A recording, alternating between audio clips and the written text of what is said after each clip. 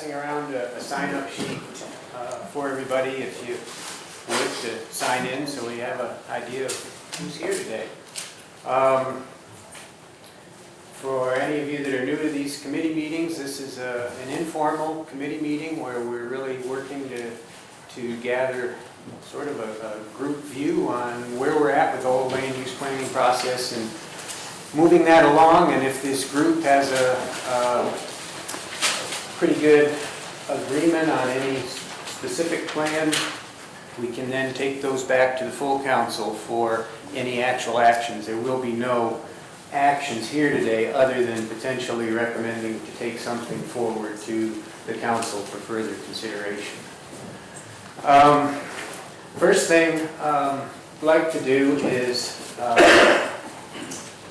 just note that since our last meeting we did get the announcement of the Montana Legacy Project, that is the proposed land purchase that's been being developed through Plum Creek with TNC and TPL, Nature Conservancy and Trust for Public Land, with, you've probably read about it, with Baucus's help from the Farm Bill funding. We are not here today to talk about that specifically. We will have a meeting here in the community on July 30th, 7 o'clock at the Community Hall, where folks from that project will be here to roll out a lot more of the specifics of that.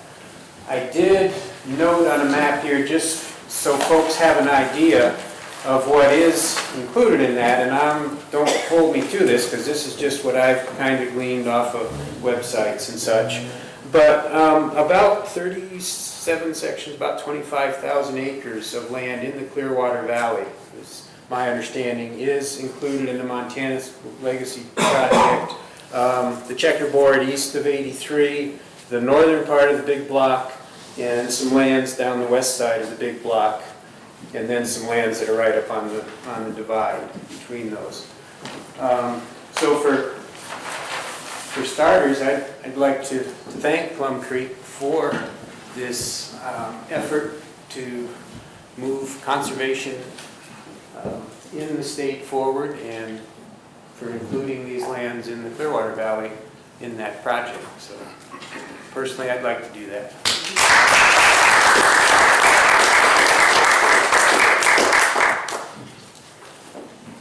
So further questions on that, like I say, July 30th, you know about all I know about it right now. So last time we had this meeting, Plum Creek presented some alternatives that they were proposing for us to consider. So I think it's an important purpose of today is to pick up from there and basically discuss those alternatives. At the last meeting, nobody felt like they had enough information on them and enough time to absorb those to have any views on it at that time. So I think that's an initial discussion item today is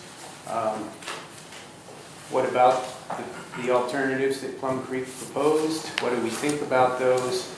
And from that, where do we go from here?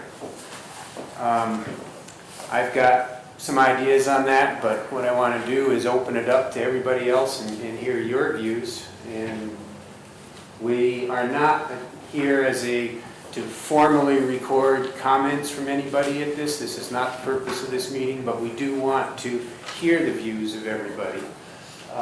So we will be taking very coarse notes, but again, this is not who you are and what your views are to get that officially recorded. This is another formal committee meeting. So with that, I'd just like to open it up to comments. John?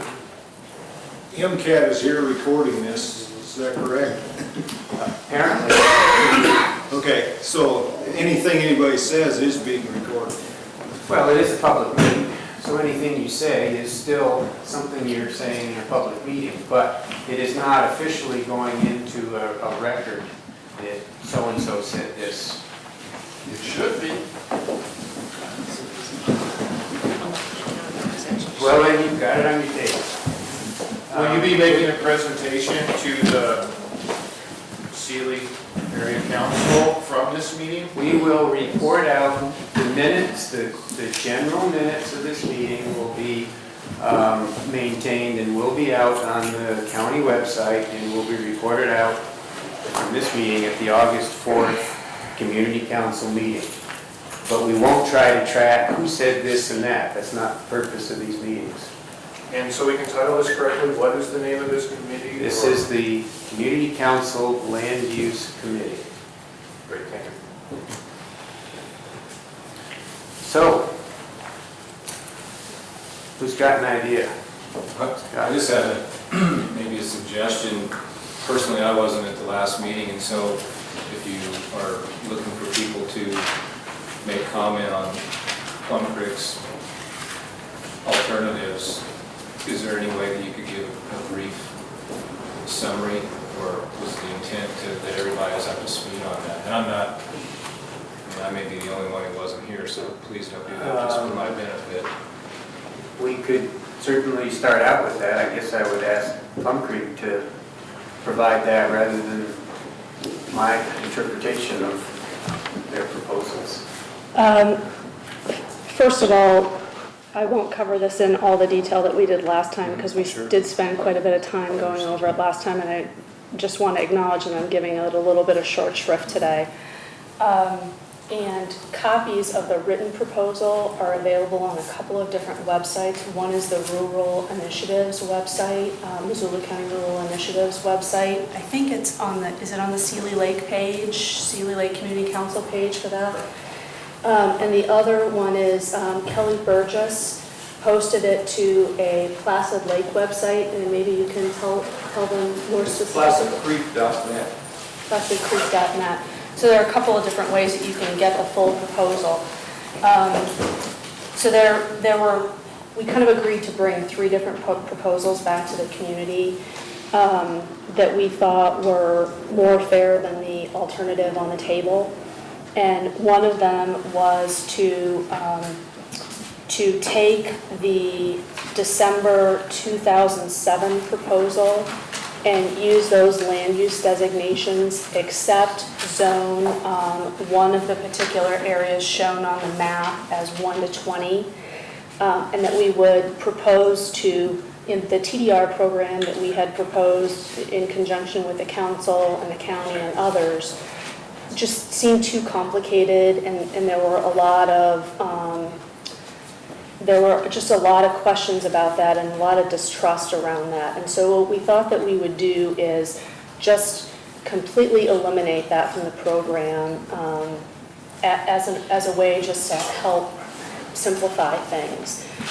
But we also wanted to maintain some flexibility in the planning program for a possible future TDR program should the community's concerns be met. And we proposed some specific language for that, really detailed language about, these are the things that would need to be addressed by the county before they adopted a program that included TDRs.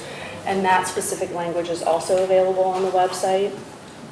A second proposal that we made was, and these are completely separate proposals. So a second proposal that we made was to take the total ecological values assessment done by the Clearwater Resource Council, and they had 7 different gradations of ecological values and ecological significance, and they kind of color-coded sections based upon that. So we took that map and just made a very rough proposal that the areas of least ecological significance, according to that assessment, in the WUI would have the greatest density, and the areas outside the WUI with the greatest ecological values would have the lowest density. And then we kind of distributed the density across the various ecological classifications based upon whether they were in the WUI or outside of the WUI, with the attempt of trying to create more density within the wildland-urban interface where the community said they want development, and less density outside of the WUI where they didn't want development. The third proposal really combined that first proposal with a potential purchase of conservation area, and we can talk about that some more if people really have questions about it, but the first two are kind of the more simple to understand of the proposals. Thanks. Do you have anything you want to add to that, Alan?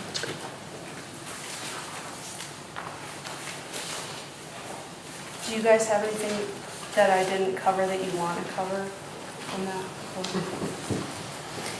I would like to ask you, the April plan, Kat, was that rejected simply because of the lack of TDR, TDC language? No. No, the land use designations did not distribute interest in development rights broadly across all landowners in the valley based upon ecological assessments, and our proposal attempted to better try to do that.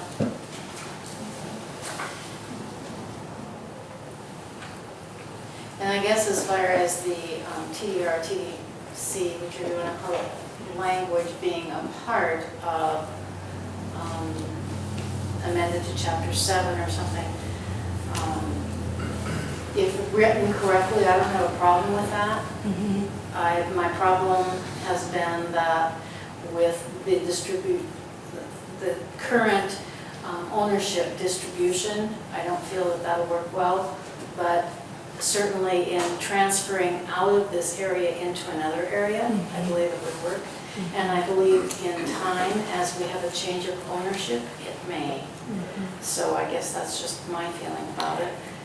Well, we tried to, and Alan can speak to this a little bit more, but we tried to just maintain basic flexibility in the land use plan that should concerns like yours be met, that it would be possible for the county to include Seeley Lake in a TDR or TDC program later on. But it's the opinion of at least our local land use attorney, that if that basic language is not included in the plan, and the county then later comes up with a countywide plan that includes TDRs, that the Seeley Lake community would not be able to be included in that program because your plan did not provide for the concept. Alan, am I stating that correctly? So are we far apart on that? I didn't think so. Not as long as the language is correct. I don't see that there's a problem with that issue. Okay, and the proposed language is written out and again available on the website, and I distributed comments or copies of that to people last time, and other people may have more comments on that. Well, my general comment, Diane, is always that the TDR does not work well if the sending and receiving area is owned by the same party. Exactly. And that language was not included And earlier. that was my point. Okay, Is so you have to have specifics. Yes. If you have a specific number one, if we are a sending area and it's going to another receiving area out of this area, it may work. I still think if it's the same owner, then that particular owner establishes the price. And I don't understand believe that that. that's fair. That creates, to me, that creates an unstable market because you don't have the ability for prices to float. And my point is, I don't think that we're that far apart on that language, as long as it's set up to cover those kinds of things. Would you agree with that? A TDR that's set up to create a fair market situation would be all right. I just didn't believe that we were there. Well, yeah. We aren't in this valley. Okay. From this valley to somewhere else, I don't know that I can speak to that. As long as there's some language that says across ownerships and not within ownerships. Okay? I don't know that we would agree to that kind of a restriction. I do agree that the market can't be created when you've got when the majority of the land is owned by the same person.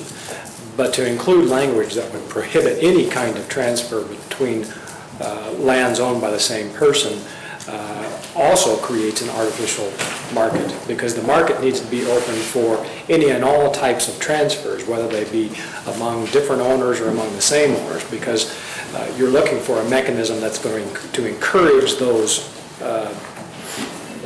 density rights to be transferred out of there. And in some There's still an situations, opportunity to cluster, that is not eliminated. opportunity to cluster, yes. And so that's not Having a- eliminated, and that's valid. Having a prohibition of transferring rights between owners is something that we could not support. I think it's fair to say that there was a concern about the mechanism of it operating here because of that single ownership and the lack of a market-driven system. And I You bet. think we can put language like that in here that identifies that concern and why it wasn't working here. Absolutely, and I think that the language that we created does, we couldn't address every problem that might come up in that language, so we tried to create some language that more generally referenced that problem, that one of the biggest issues here was the ownership pattern. And if we need to add some language in there that more specifically says that part of that problem is the potential transfer among one large landowner, I don't think we'd have any trouble doing that, as long as it's raised as a concern that needs to be addressed rather than a prohibition of doing it. The bottom line is you need to have a demand. You bet. You need to have a place to send it, and then you need to have demand, and then that will drive the market. And so I don't know on that issue that we're as far apart. I think that, to me, that seems workable.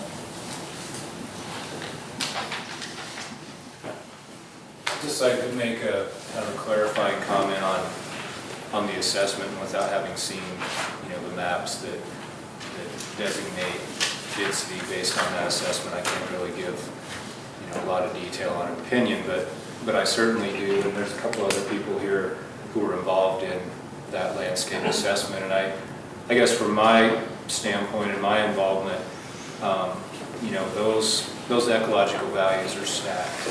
And what? They're stacked. So, if you're in a situation where you have grizzly bear habitat on top of lynx habitat on top of bull trout habitat, I think one of the original intents for that assessment was to, prioritize lands for, conservation, their conservation value. But I think that, and there is some, again, my opinion, some value in using those general assessments to guide planning. But at the same time, I'll just use grizzly bears, for example, that, one of the difficulties in some of this is when you're dealing with a species with a very large home range, that you may have, a situation where all you've got is grizzly in an area and you don't have bull trout or you don't have a linkage zone.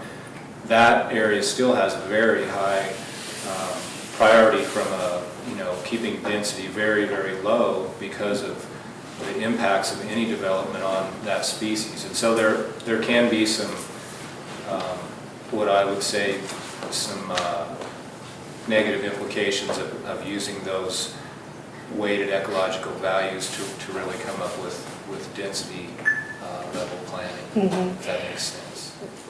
Yeah, we tried to use the data that the council had repeatedly told us was the significant data. So I understand that the data isn't perfect, but we were kind of trying to go off the same information that we had thought the council had said, this is really what we're looking at. So I understand that it wasn't perfect, and I empathize with that. And I guess just one final point of clarification, I think it's very good data, but I think, for some situations, just looking at one species is very important and not necessarily, factoring in all those. Again, in my opinion, if it's in a grizzly bear recovery zone, it's, no development or very, very limited development, no matter if there are those other values stacked on there or not. So No matter if, sorry. those other values are stacked on there or not, you know, I mean, you're gonna have very negative impacts on one particular species, you know, grizzly bears or lynx with even very low levels of development. So that map may show, you know, a darker shading if you incorporate bull trout, or if it's in a linkage area, or there are some of those other ecological factors. So it's real important to kind of read the fine print and also recognize that assessment was done at the section level, so it's a real coarse scale look at things. My name is Joan Bishop. May we please have names of speakers loud and clear? Sure, my name's Scott Thompson. Thank you.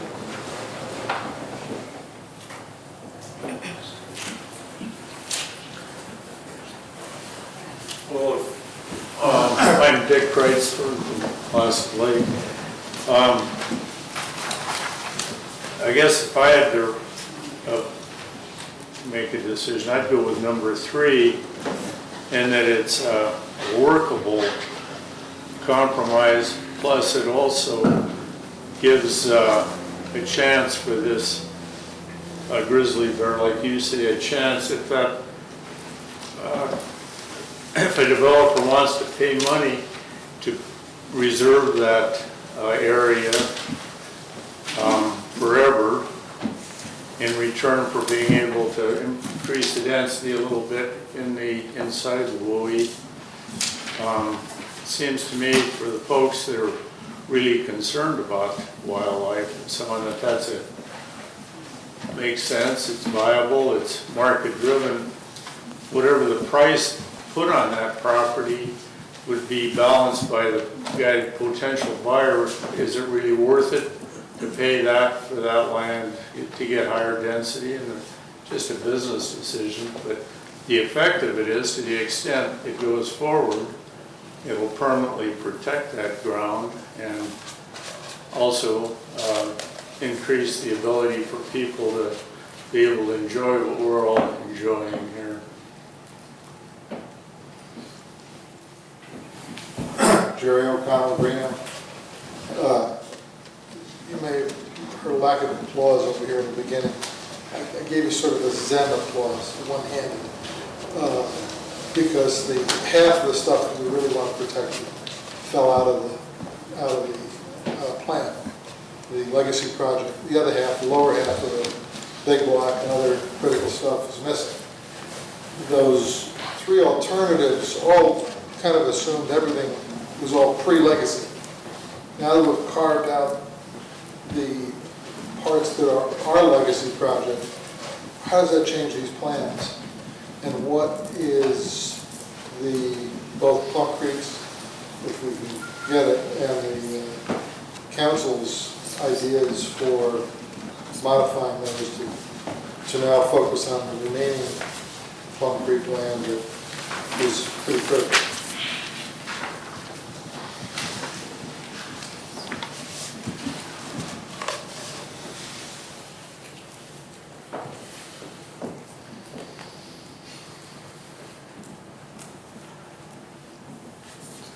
Quiet group today. Well, I think we thought he asked a question and we were kind That was of the question, expecting an yeah. answer. There was a question mark in the end. As I indicated, I have a few ideas too, but I want to hear from other people before I toss some ideas out. John Richards, I'd like to know what Plum Creek's idea of, they've got 3 alternatives, which one they think is the best. The zoning change of alternative 1 locks things in. The more development inside the WUI and less outside the WUI, I think everybody's in favor of that. And so, you know, looking at each alternative, there's pluses with each of them. So, you know, if I was going to say, I think the WUI is important and development should be inside, not outside, to the extent where there's more dense development inside and less dense outside. So I think that's a good alternative. And we're talking about zoning, and that's what ultimately is going to happen here. So to say Plum Creek at 1 to 20 when we're zoning a whole bunch of other private landowners, it's something different. You know, I think they've stepped up and said, we're willing to take less for our land than all the other private people here. So I think all of their proposals have some merit.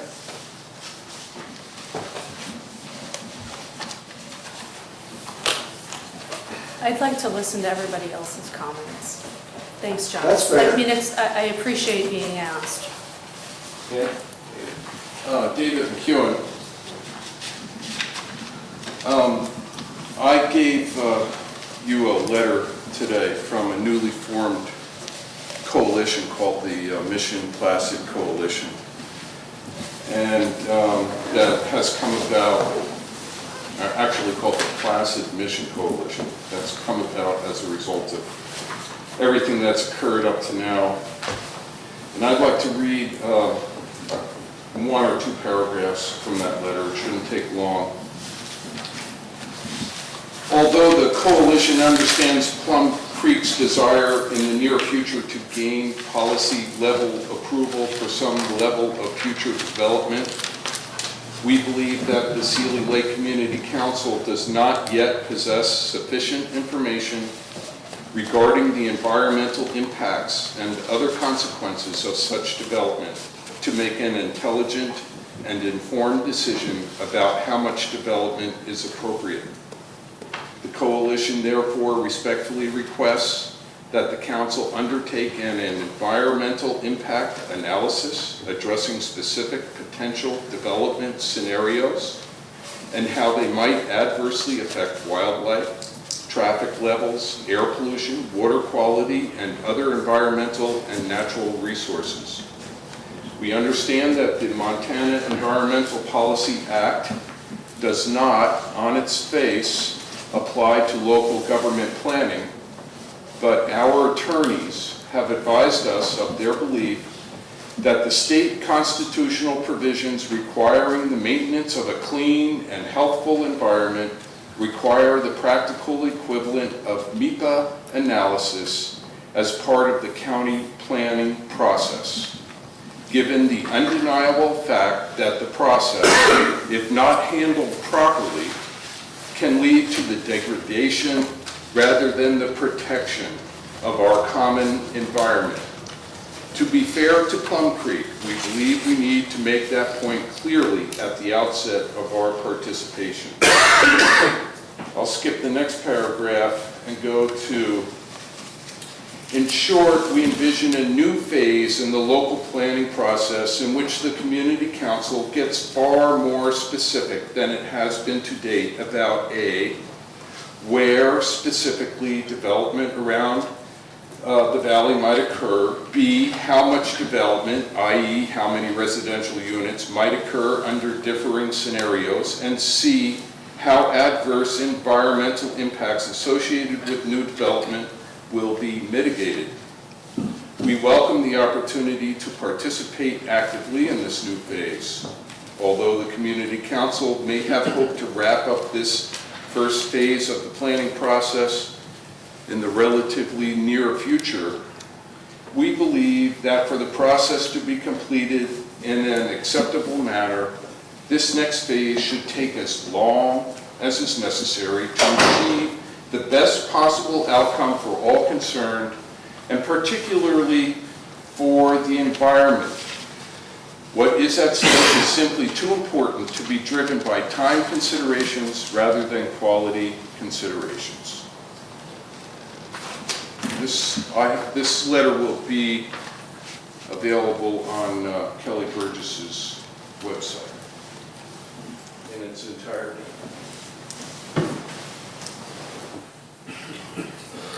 I'd like to ask a clarifying question. How would, do you guys have proposed funding for that?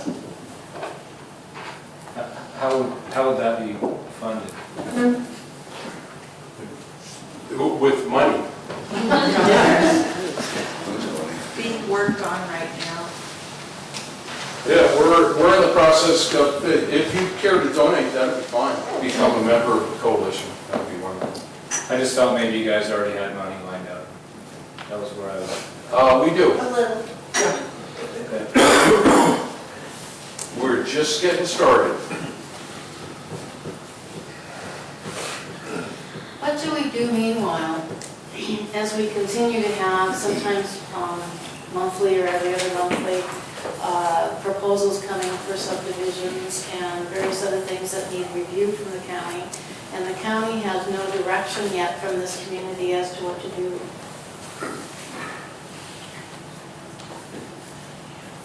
Wait, what do you do, are you asking me the question? In the meantime, well, this has been,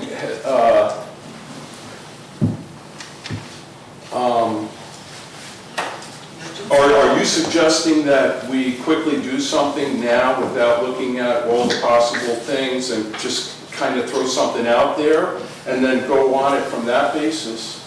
My suggestion as a personal individual would be to zone all of the Plum Creek land at one house per 640 acres. A nice balanced approach. Yeah. I don't know. It's time to roll up our sleeves and get going on all this because Plum Creek has decided not to be a timber company anymore. Well, we have That's just rolled up our not true. sleeves for 2 years, and there has been public input, and there has been study. And it sounds like, to me, and I may be wrong, if I'm interpreting you wrong incorrectly, you sure can correct me, that you're thinking we should need to start the whole process all over. I don't know, I think there's probably been some valuable information put together to this point, and that could certainly go into the pot.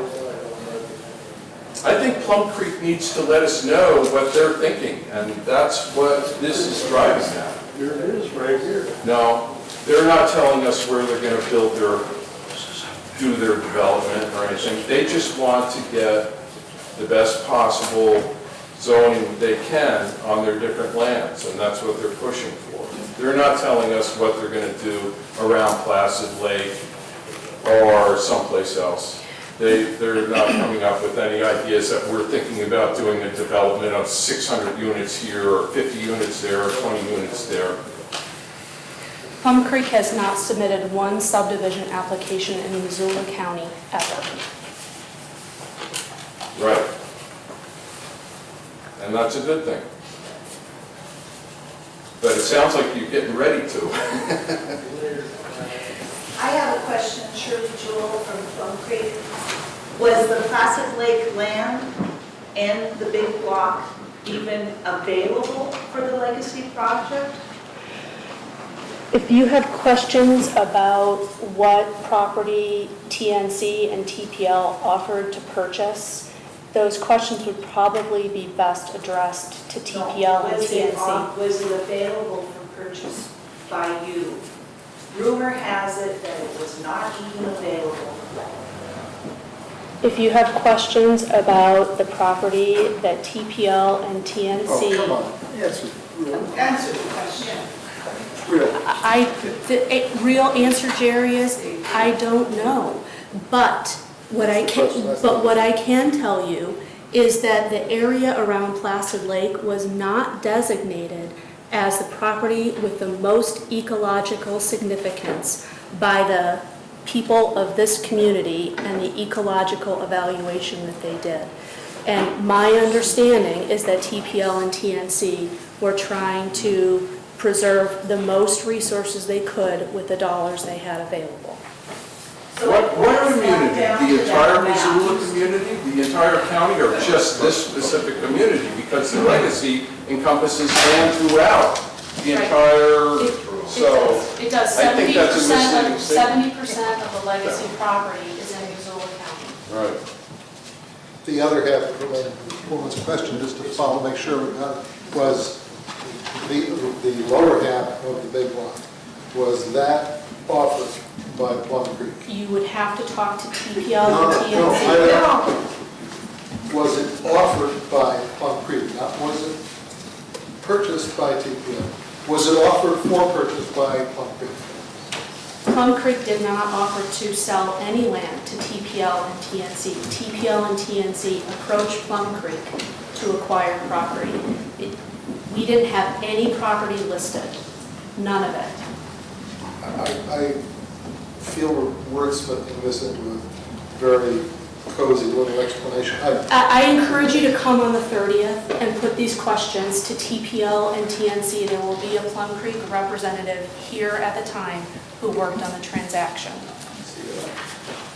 Okay. Another problem is that map, folks. The map says that we're not as critically sensitive as other areas. The map is incorrect. I think that's why our group wants to hire more biologists and do a new map, because we all have lived there and seen the grizzly bear. I personally have seen a bull trout this big in Placid Lake. We've got to take another look at that map, because the map is incorrect for our area. We're hiring new biologists. We're going to take another big look at it and produce a map that really tells what is going on. You do know that's not Plum Creek's map, correct? I know it's Clearwater Resources Council is where you got the map. But I wonder if people that made the map knew that all was going to be based on that map, if they would, I don't know, look at smaller areas or look at it differently. What do you think, John? I think that map, the various maps pull together all of the currently known information from all the best sources. That's the best available scientific available information that was then reviewed and interpreted by all of the agency biologists to get their input to that. And so it's been an effort to pull together all of the best available information with the appropriate expertise of the agency folks who are out on the ground responsible for those areas. And if I could just add one thing, I'd encourage everyone to take a close look at the real specifics of that information, but I think we were very concerned with using just point information on somebody saw a grizzly here or whatever. Most of that data is, the grizzly recovery area isn't subjective. I mean, that's a line that has been drawn by, you know, the Interagency Grizzly Bear Committee. You know, the lynx analysis units are lines that have been drawn by interagency biologists. So I don't think, if you guys look at that more closely, and, you know, critical bull trout streams are not subjective interpretations from a biologist. So I mean, there may be more point data that someone could incorporate, but I would caution you to be too critical of the information that's presented there, because it was really compiled in such a way to eliminate those subjective determinations, and we really tried to use stuff that was really kind of the hard and fast science. So that's part of the problem is Julia McDonald's fingerprints are all over some of those studies, and as we know, what happened there. I can't go into that detail, but I don't think that's That was necessary. my question though, because there was a critical lynx habitat that came all the way down through there. That got modified, and then the other question that I had about that particular issue was, I remember years ago that Plum Creek asked for an exemption to the lynx critical. None of those have any influence on the lynx information that's in that assessment. The lynx information, none of those, the critical lynx determination, Plum Creek's request to exempt private lands from that, none of that had any bearing on lynx habitat designated in that assessment. The lynx habitat in that assessment is based on primarily all of the lynx telemetry work that's been done in this valley, and all of the data points from, I don't know, 1997, 98. don't know how many total lynx were radio transmitted. But that information is reflected on that map? Yes. It's that information expanded further to represent the Forest Service's lines for lynx consideration based on elevation, snow depth, and habitat types out there. So it's based on those two combinations, but primarily the available, because there was so much lynx research done in this valley, that's what drove that. It's very solid information from a scientific standpoint. Seems like you're missing part of the area though. Who is Julia McDonald? Choose Fish and Wildlife Service. It's the whole Fish and Wildlife Service changing data at the highest levels of the Fish and Wildlife Service, or the Department of Interior, had no relevancy to any reports or data that are contained in our landscape assessment here. Those were changes and determinations about things like interpretations of information relative to decisions on recovery or listing status of species and some things like that. Critical links habitat was booked by that. But again, the official designation of critical habitat really is irrelevant to the data that are in the assessment. If a new link's critical habitat gets designated, well, and in fact, the discussion that's occurred on that, this whole valley, I mean, everywhere is potentially lynx habitat, but the information that's in the assessment is far more local, site-specific, and scientifically defensible than a broad brush critical habitat designation.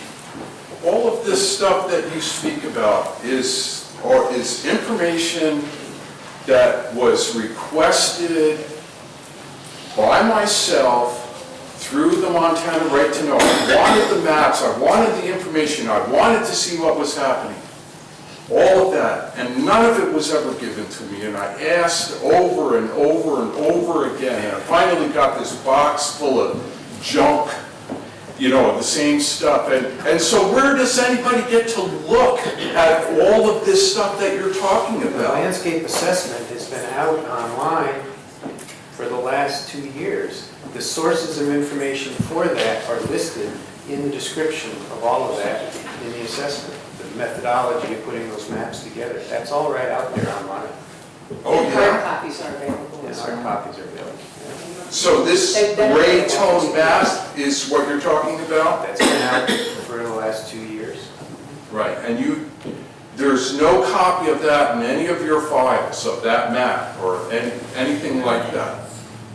I mean, I wanted to find out what was going on with all of this and how you did it. There's You no... requested information to the community council. Correct. For discussions with Plum Creek Timber Company. Oh, and you didn't use that in your discussions with Plum Creek? I don't know, I mean, if we did, it's a map that's right out there, readily reference It's map. been available for 2 years. Whatever. Scott, do you It's know all about, the one round. Scott, can I ask you a question? Do you know about the I don't know the exact words that they use in the agencies, but that they're re-looking at the critical links habitat that was torqued? Right. And I think what John's trying to say, and I mean, we could talk about this in a lot more detail with, you know, anybody who's interested, but really critical habitat takes a very broad look at habitat based on the Rocky Mountain Research Station's information of really from the Yak Valley, the Flathead down. And instead of getting down to like what John was saying, that we use all the locations of probably 80 to 100 links over the last 10 years to validate really the Forest Service links analysis used, which actually fit very well because it is vegetation and elevation driven. That critical habitat is a much broader and coarser representation of kind of the best of the best is what we try to include. The critical habitat block is a much bigger area that would include dry sites and other sites that really aren't considered high quality lynx habitat, but it just paints that bigger picture and includes all that. I don't want to go into a whole lot more detail. But where does it stand? Are they re-looking? Fish and Wildlife Service is because of the Julie McDonald issues. Fish and Wildlife Is there a Service timeline that you're aware of that? There is a timeline, and I don't know what that Okay, date is. all right, I'll see what we can have. Yes. George Frasca, member of the council. And Scott Thompson, can you give me a little of your background and how long you've been in this valley and how much of this valley you have actually seen? I've only been here for about 10 years, but a big part of that time has been either with Rocky Mountain Research Station or as a biologist for the Forest Service here. And Jay Colby and myself started the Links Research Project, the ground aspect of it back in the winter of 97, 98. And so our, I think, affiliation with that project has given us a pretty good understanding, given the fact that we, trapped and radio colored most of those links. And so I just want you guys to know that, again, we didn't want to just use our opinion, and we're put on the spot a lot of times to say, where do you think this is? Instead, what we did was use all that point location information to validate, what was assumed based on the vegetation and the elevation. So I appreciate you giving me the opportunity to kind of explain myself, George, but I have been fortunate enough to be involved with that research for a long time, and so I don't mean to sound testy if I feel like I've been misrepresented, but at the same time, we feel like we've used objective information and not been subjective in excluding things. And anytime anyone wants to talk about that in more detail, please feel free. And you've worked with the council? We have, the biologists have been asked to advise the council and certainly been involved. I'm a board member for CRC, and so been involved with CRC and land. What's your degree? Do you have a master's degree? In wildlife biology. You do? And you've been in the valley 10 years? Yes. Okay. Thank you. Thank you.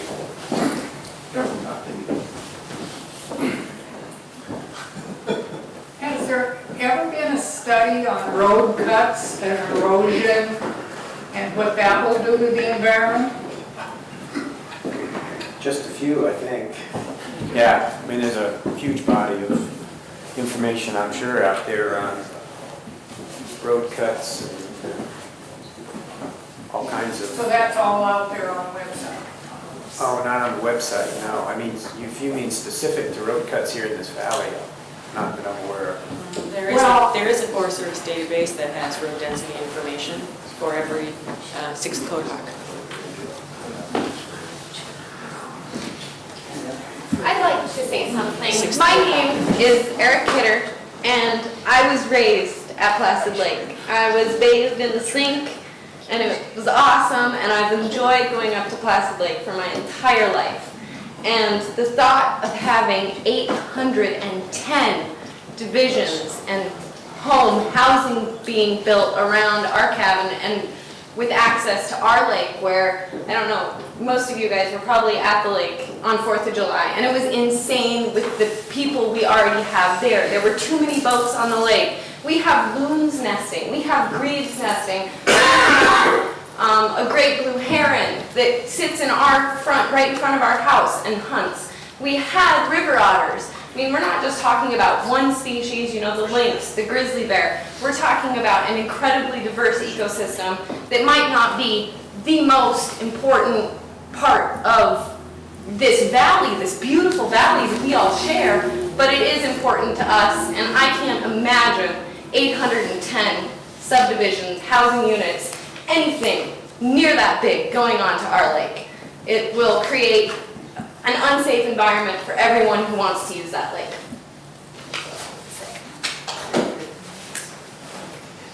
There's no proposal to put 820 units on Placid. The TDR though, shifting all that development to around our lake, that's terrifying.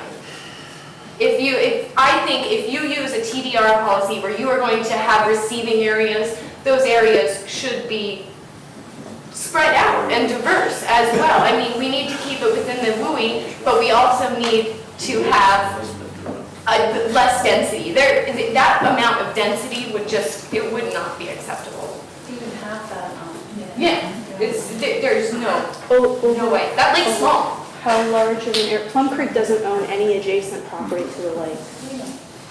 Well, I wasn't sure if Erica knew because it kind of sounded like the statements that she was making reflected that she thought that there were going to be 820 units on the lake based upon this. If it's turning into a receiving area, then that will... Plum Creek doesn't own any property on Placid Lake.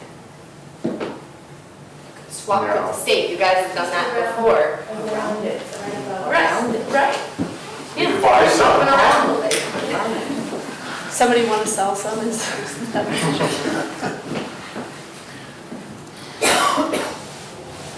Well, I'm confused at this point, I guess, because I thought the idea of this group was to get ahead of development in the areas so that whatever reasonable balance could be achieved amongst the owners and so on. So when, 100 years from now, we'll all be proud of what happened. And okay, we start down that road, and the largest landowner of all, Plum Creek, of course, gets involved, obviously. And so they're trying to protect themselves to the extent they can because they have stockholders to report to, and they have every right to pay taxes. And as a matter of fact, I grew up on Placid Lake too. My folks bought property there in 1944 when I was 10 years old. So I've been around the lake all my life. And when I was a kid, it was ACM, Anaconda Copper Mining Company owned. And then after that, Champion, and there might have been some other owners in there too, but I remember Champion and now Plum Creek.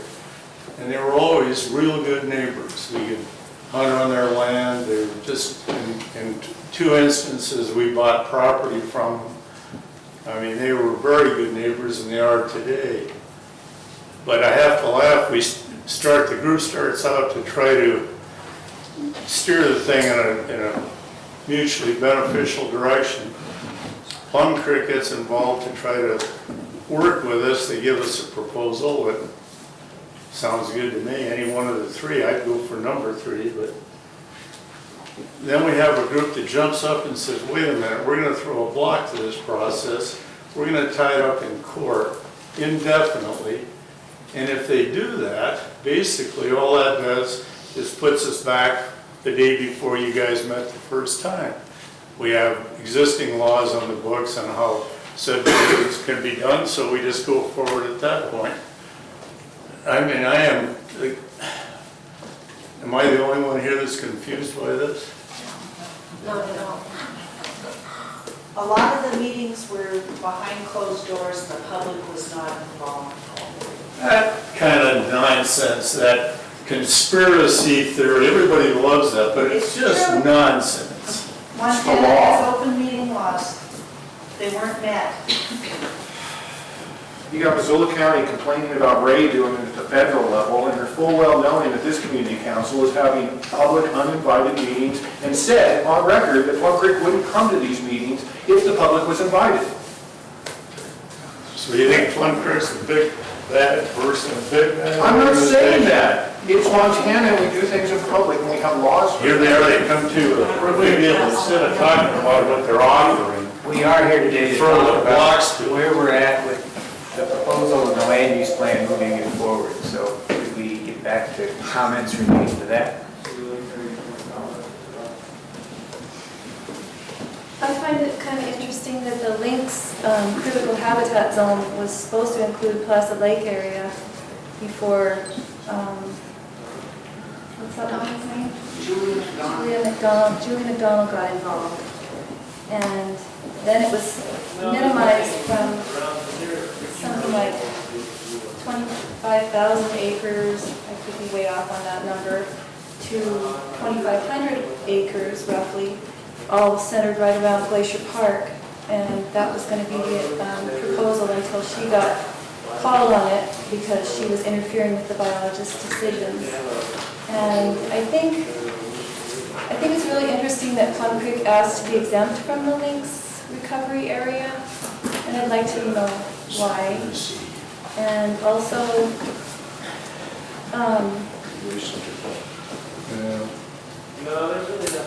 I just think people need to keep in mind how important it is as a Lynx recovery zone, as well as grizzly bear, as well as bull trout. And that maybe this development shouldn't even be considered at all, but if it is considered, less dense the better.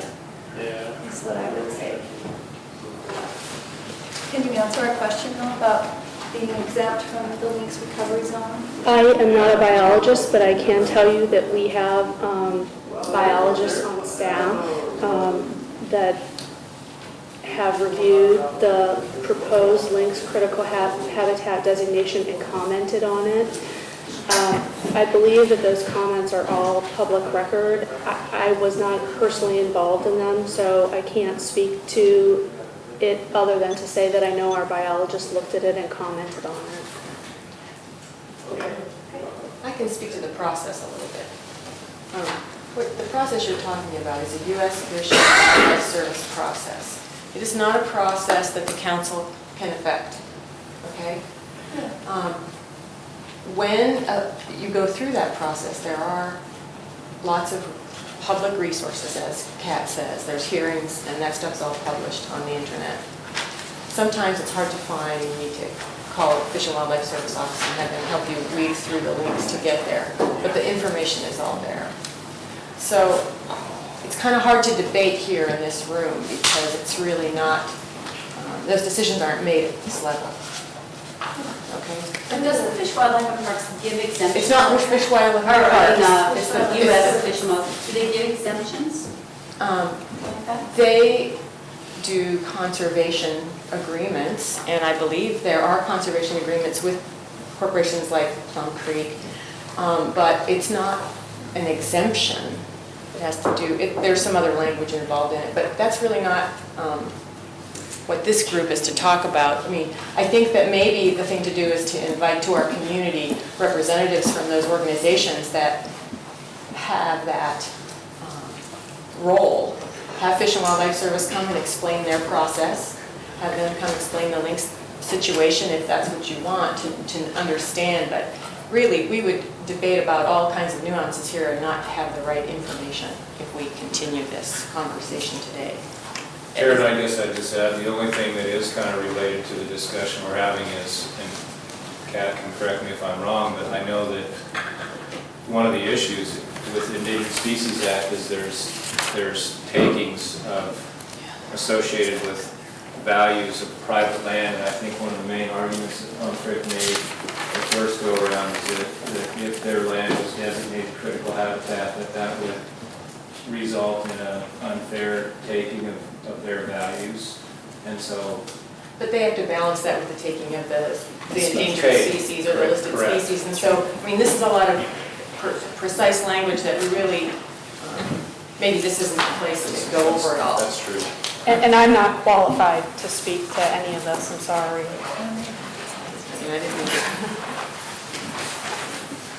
I just thought it was kind of interesting that the maps that CRC put out make Placid Lake look like the least ecologically valuable of the whole valley almost, versus when it's been proposed as Lynx habitat, that just doesn't jive. So when it's proposed as critical habitat, like I said, that map would take in the entire valley. So critical habitat's much coarser than what's actually the occupied, the known occupied habitat. But we should look at some maps at I some think I know what point. you're saying, but it still doesn't make sense. Other comments on the land use planning process? I'd like to make a comment on the 28, the 1 to 20 block that was around Placid in the last, I think it was proposal number 2. And I was under the impression that that block included federal and state property. Is that correct? As well as Plum Creek property. I think it does include some of that, that's correct. And so I guess this is a question for the council. It seems to me that the land that is considered public property today should just be zoned at the least density there is. And why would there be an objection to that? It's not meant to be residential.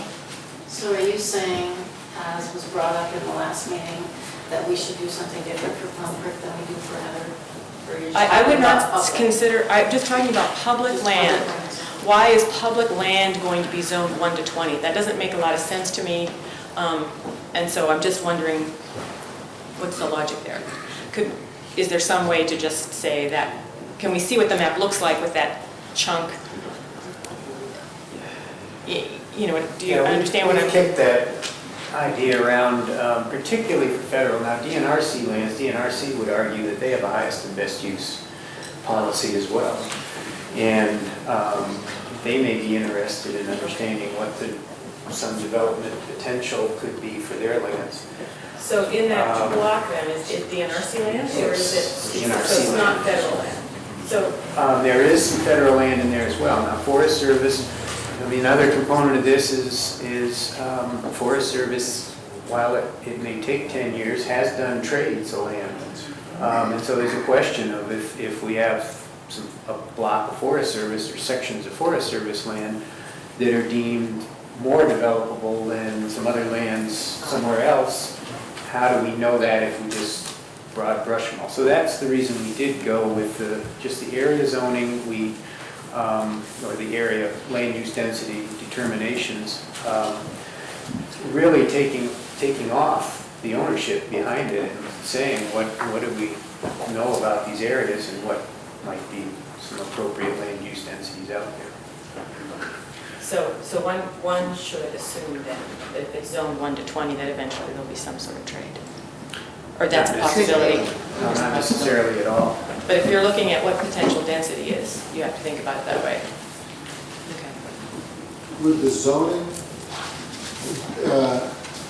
is it just the acreage when these public organizations are doing a swap be the determining factor, or the zoning that's applied to it? They got 640 acres that they want to do a swap with the zoning having a bearing on that.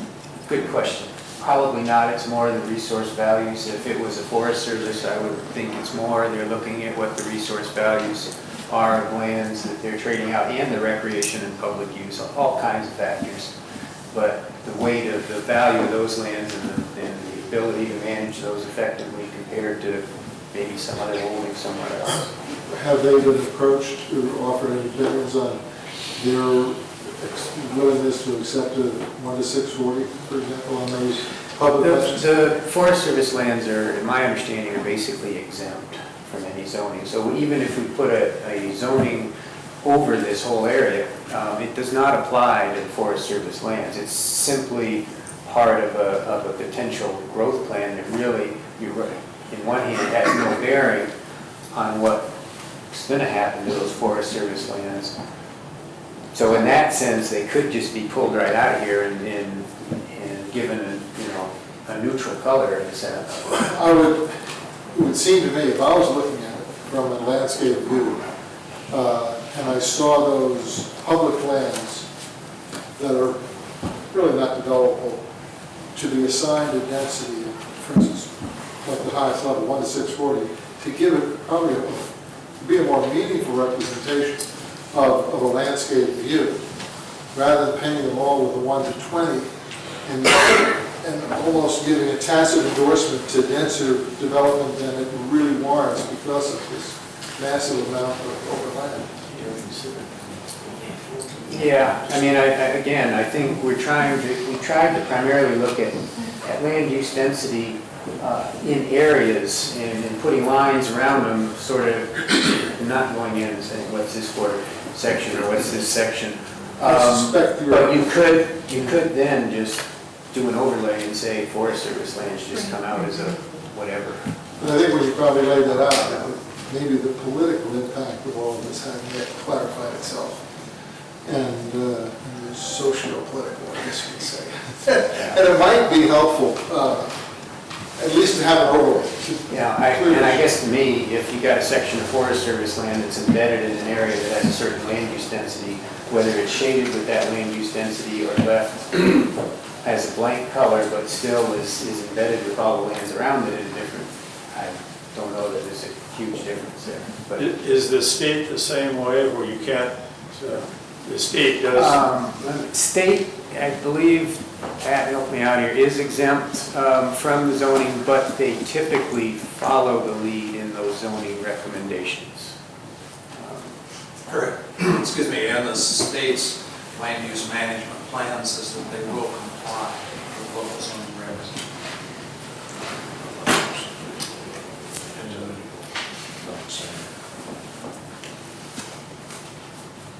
Anybody else have a comment for us? Sydney? Well, I'm looking forward to hearing what you have to say, John, but I guess my concern is, continues to be, and is now exacerbated by the $510 million sale. And I'm assuming that the Plum Creek made sure that they still had the more than 50% ownership in the area. Do you know that? I don't know. I'm guessing that with the lawyers and planners, you guys out here are probably pretty careful about that.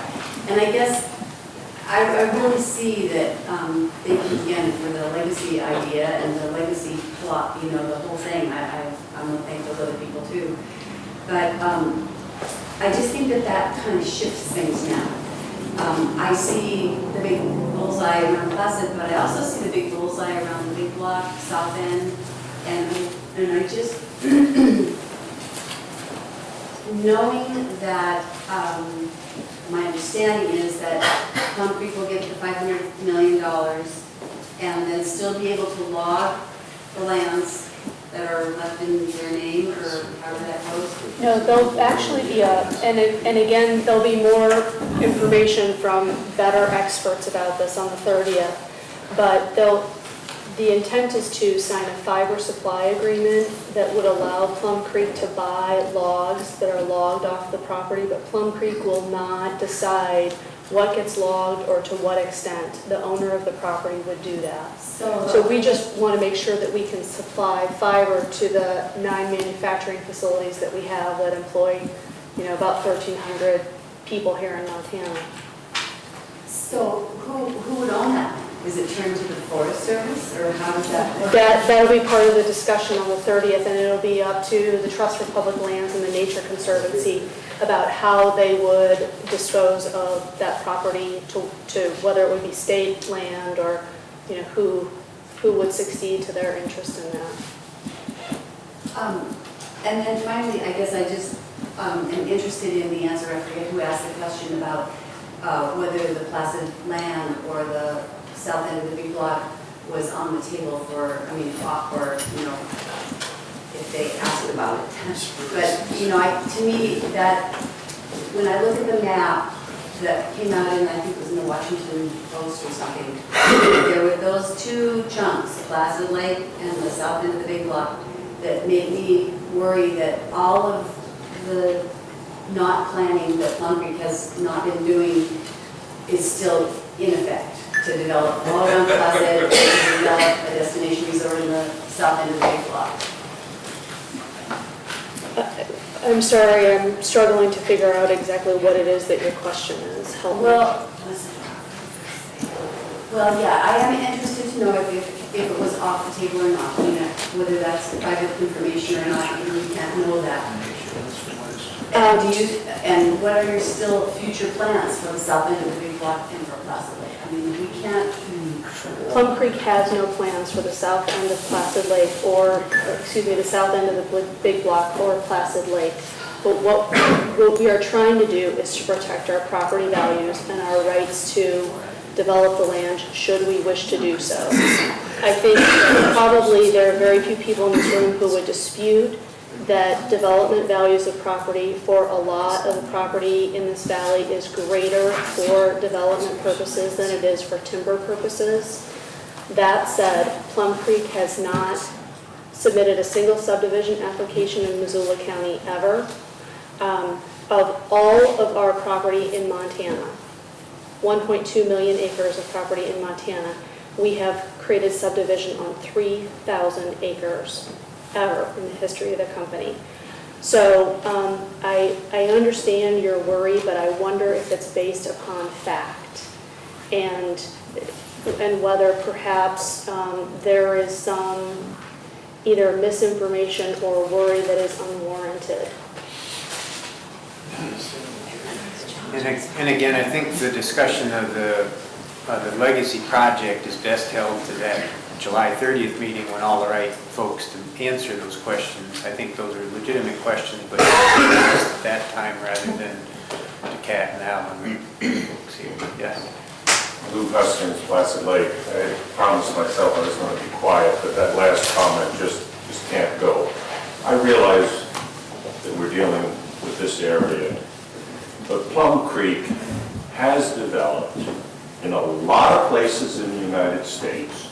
There's a track record, and the fact that you haven't filed subdivision maps in Missoula County counts for zero. This is the 3,000 future. acres. Okay, 3,000 acres of all of Montana. I'm talking about Florida. What, we talking have about- not done a single subdivision in Florida. You have done development by selling the land that you have entitled, and others have filed subdivision maps. You have done it in Maine. You can go on the internet, since everything else seems to be on the internet, and do some research in that area, and you will find that you are a development company, and you are actively in the processes of preserving your values of your land in order to create these sorts of things that are concerning you. I think that it And is. if you weren't, if it was all going to remain as timber company, you wouldn't be fighting as hard and as long for what you're attempting to occur. That's just setting the record straight. Bring us back here. I happen not to be one of the people on Placid Lake that is just going to try to roll up the street and not have anything ever occur.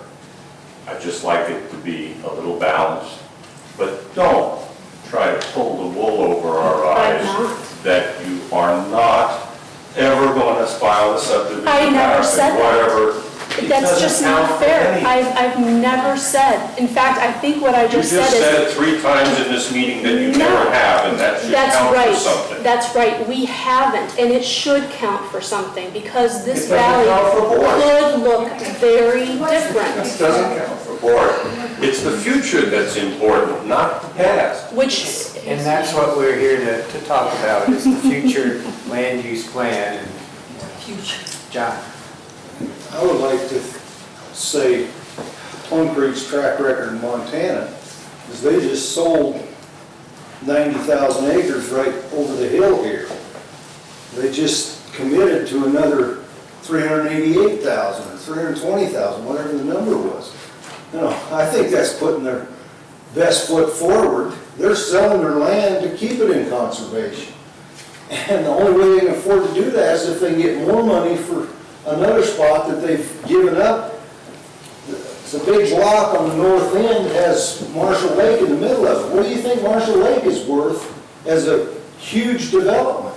They just gave up a plum. You know, Placid Lake is developed. It's got many, many home sites around it. Marshall has zeros. I think they stepped up to the plate here. And you guys are all saying, oh, they're bad neighbors. I think they're really good neighbors. And they're sitting here in a meeting trying to tell us what they're asking us for our input. And we're sitting there picking on them. I don't think that's fair to them. I think they've stepped up, and 400,000 acres is a big chunk of ground anywhere. You're getting top dollar for it. Oh, I don't think so. And what was the other part? Other comments on the land use? I have a comment. Les Trimble from Placid Lake. I think since Plum Creek has made 3 proposals, I would think that the council should seriously consider those 3 and come up with the best one that would sort of be a compromise between what we had in April and what we have now. And I look at them and, you know, like Richard here said, 3 looks good, 2 looks good. I don't know. I would think those would be reasonable compromises for what we've been talking about for the last 2 years. That's my opinion.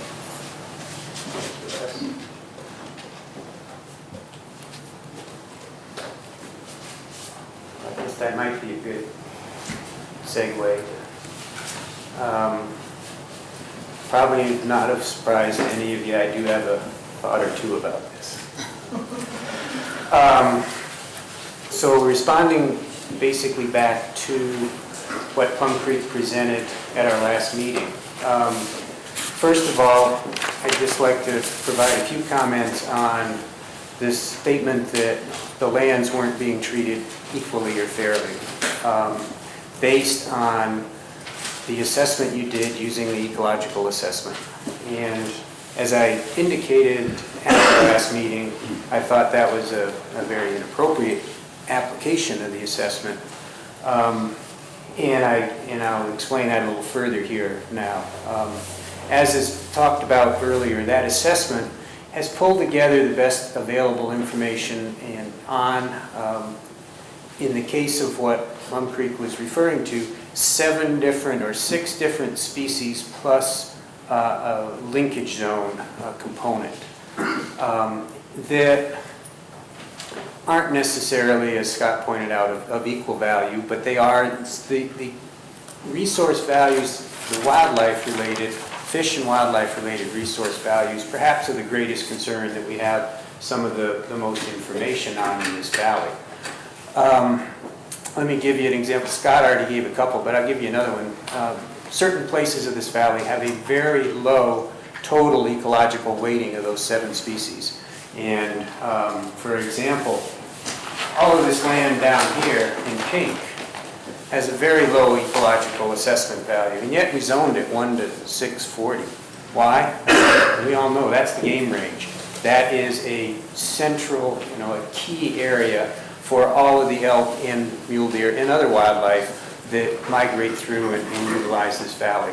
So to just take the stacked values in that, the aggregate values in that assessment is, first of all, an inappropriate use of saying that alone should be a determinant of the weighting of a property.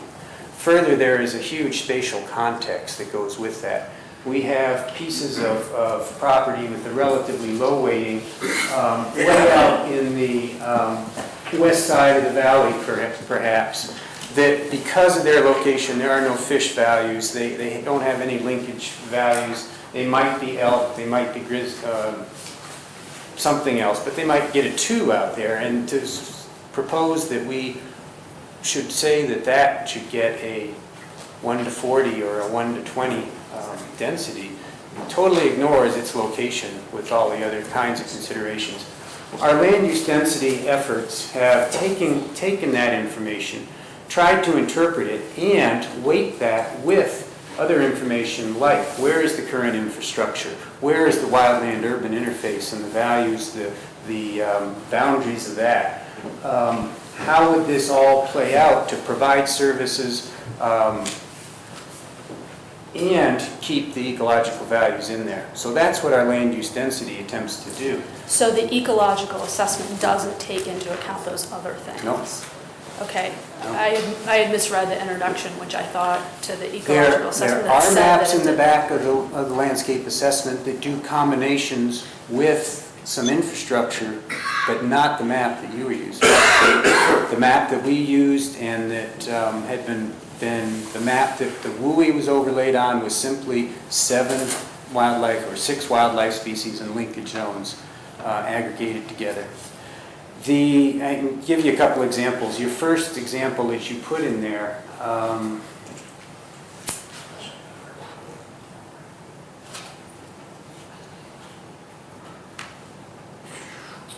pointed to some of your property and some other property in comparison that was a couple of sections away. Well, you look at the other sections they're right on Route 83, and you go 2 sections over, and you've got a Forest Service section in between, and it puts that piece of property out in the big block, which we have said from day one is a very high conservation value area. You're talking about the second example, because the first example was all the same section. Okay. Are you talking about the first example is one I happen to agree we maybe need to relook at, but whether that piece of property is included in the Montana Legacy is maybe one of the questions in there. I'll check that out for you. But that is one that out of those however many examples you gave, that one was one that you might legitimately say, was that a fair comparison? You're going to give me one, John? I'm going to give you one. Thanks. But okay, the second one is a big block comparison that 2 sections over. You then compared a number of sections that are right next to the lake in downtown, and you said that if you go over 2 or 3 sections over here to, over the hill basically, that you only have a 1 to 40 and according to those 6 species and linkage zones, why isn't it what was the 1 to 10 near town? Failing to point out that in between those two is other private land that we've designated 1 to 160. So there's clearly, if there's a bias there, the property owners on that 1 to 160 might have something to say about that. I'm not sure which ones you're talking about there, because the Cs are actually adjacent in a corner, and there is no property between them. But you're referring to, well, I believe, again, we could pull these out and look at them, but in most cases, it's a spatial relationship and putting it in a different proximity relative to any number of things. And again, even if we didn't do that, the idea that it's simply this aggregate value of 6 species and linkage zones is the only determination is just not an appropriate way to look at it. Well, and we did try to compare properties that were both in the WUI, so we weren't comparing apples to oranges. We did strive to compare apples to apples in that, the 2 factors again, and this is why I clarified this in several different meetings. You want us to look at the ecological values and you want us to look at the WUI, and so those are the 2 things that we focused on. And we can have an intellectual or academic difference of opinion about that, but we need to talk in some more detail then. Well, yeah. I understand your general, yes, I understand the general point. We could go down point by point on these and explain to you why the differences are potentially there, and it's not based on that weighting system. Okay. John, was there ever an example where it went the other way, where Plum Creek had an advantage over somebody next door? Sure, yeah. Look at section 5 and section 7, township 15 less. I don't know, I don't have the township in range. Actually, I do here. Anyway, there's a... So we can see it, maybe? I was trying to put it up before, and I didn't find anything to put it on. There are examples where you can look at adjacent properties, and in this particular case, there's an important linkage zone, which is a reason the adjacent property has that lower density than the adjacent Plum Creek property, which is viewed as outside of that linkage zone. So there was that kind of thought that went into most of these decisions. Now, granted, the first one you listed, maybe there's some... So John, this conversation though we're having about these specific places, it's about proposal 1, correct? No. This was the criticism that Plum Creek leveled Right, I understand. initially at their meeting. Right. That said that they weren't treated fairly as a landowner Correct. in the land use planning process. Right, that's And what they they gave said. this list of Right. examples where they thought they weren't treated Right. fairly. And what I'm saying is, I don't believe their analysis was adequate or used the right information. to Right, make but those so in determinations. response to that criticism, they prepared proposal 1. Well, then which- there was a proposal 1, which, yeah. And so which I guess, is it fair to say that you wouldn't consider proposal 1 appropriate? No, I would not consider proposal 1 appropriate. I don't really believe that Plum Creek thought proposal 1 was appropriate. It was glossed over fairly quickly at the meeting, but again, the idea that you would put a 1 to 40 density way out in the boonies somewhere and something else based on those values just... So is it fair to say that we really only have proposal 2 and 3 to comment on? I mean, I agree with you that proposal 1 was way out of line. All 3 proposals are out there on the table, so Okay. we should comment and... I'll comment that I agree that proposal 1 is way out of line. Okay?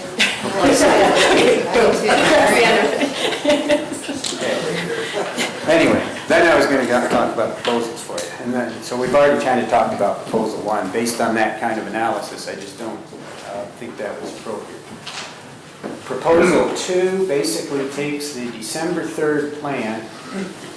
The community, the input we got back from the community really was that it wasn't acceptable where we tried to apply TDRs in that whole trade-off system and the receiving area and all of that,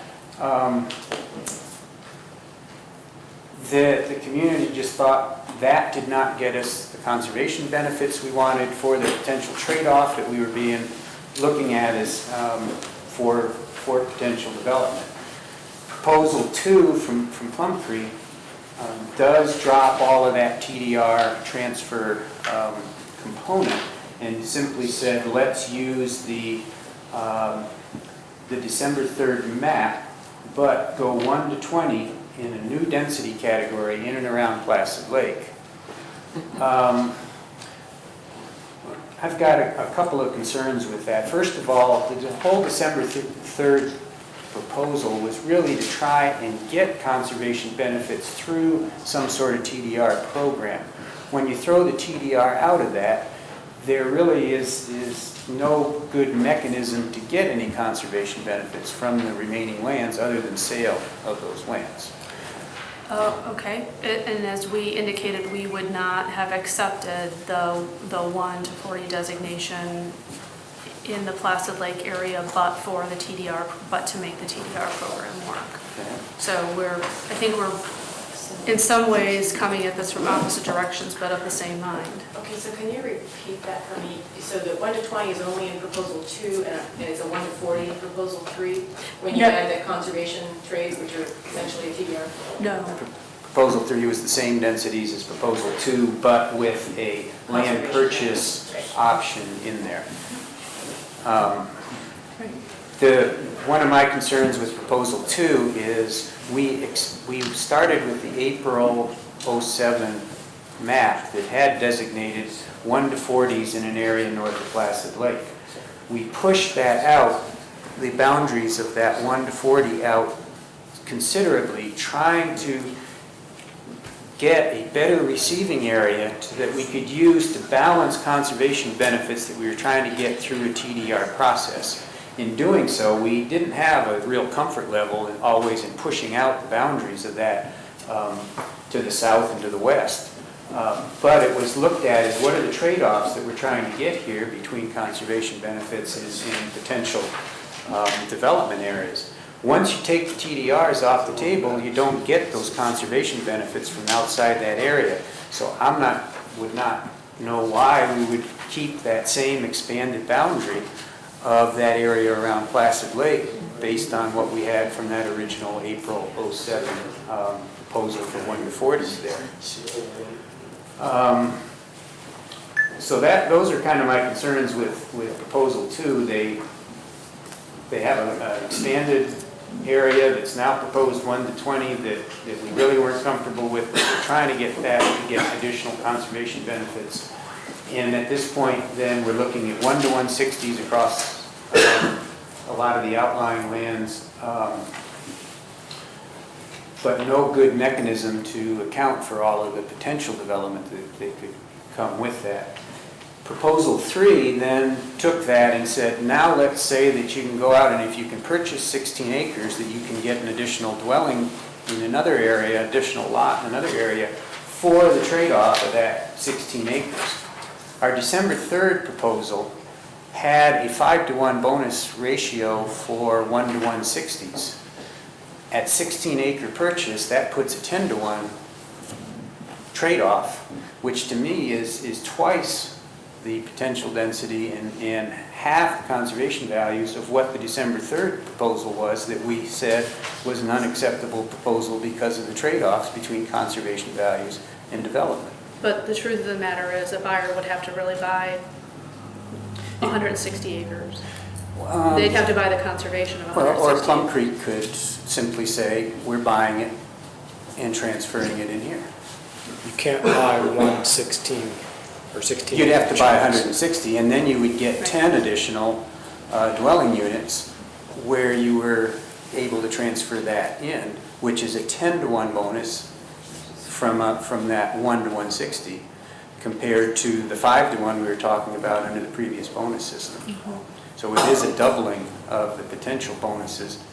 So again, if December 3rd wasn't acceptable, I have a hard time understanding how Proposal 3 would be acceptable. So while I appreciate the effort that Plum Creek made to provide some alternatives for us, I really think 1 and 3 are kind of totally, don't make a lot of sense based on our past discussions, which leaves proposal 2, which has the problems I Well, John, just for the sake of discussion, if Plum Creek would double that and say 32 acres instead of 16, then would you think that was... Then you're right back to the same, you're at the December 3rd version, only you doubled the base density in the receiving area from 1 to 40 to 1 to 20. And... But you get away from that doubling the thing that was bothering you anyway. But that was a problem with folks at a 5-to-1. We weren't getting the conservation benefits that we wanted for the development potential. That's Well, if you what we double heard it, over 3 or 4 months. wouldn't you be getting twice as much? Development. No, well, you'd get twice as much reserve too. You have to buy 32 acres. Well, but what I'm saying, the December 3rd proposal that the community basically rejected over several months of fairly intensive input had a basic 5-to-1 bonus, which is a 32 acre. Yeah, that's what I just said. I was asking if it doubled it, would it be acceptable? He's saying no. No, because the community already rejected something If that we- was double this. If we doubled it to a 2.5, Quadrupled or something. we could have considered that as another alternative if we'd said double, but we still have all the other problems we've identified with TDRs and the large amount of sending areas and the small amount of receiving areas and all of that. So bottom line in all this, I'm scratching my head and struggling here a little bit to see where we are with anything going forward that it really looks workable. I really hope that the Montana Legacy Project would provide us, while I'm very pleased with what it is providing, as I'd indicated to you in the past, our conservation priorities were the big block and the checkerboard east 83. We've got half of the big block accounted for, but we still have 25 sections out there that are of very high priority conservation value. And we do have the other areas that, particularly the checkerboard west of Placid Lake to the outer edges there, that frankly we really have no business putting any development out there. I think it's pretty obvious that is way out in the remote areas, and we just should not be developing those lands. Which has left me wondering, what do we put forward that in a reasonable time frame here, without going back and spending another 1.5 years, and maybe coming up back to the same position we're at right now. What do we take forward, and hopefully in the not too distant future, because this has been a 2.25, 2.33 year long process right now. And I just don't see in the past year where we've gained much ground or momentum from where we were in April of 2007. So I'm in a little bit of a quandary of how we move this forward. John, maybe the way to look at it is, how does this compare, say number 3, compared to not doing anything, going back to where we were 2.5 years ago? Is number 3 a heck of a lot better than that for the teddy bears and for planning and... I think the community council has an obligation to move forward what the community's best view is as a workable plan for the future. But don't you have to take into account that Plum Creek has a strong hand? They can veto zoning that's...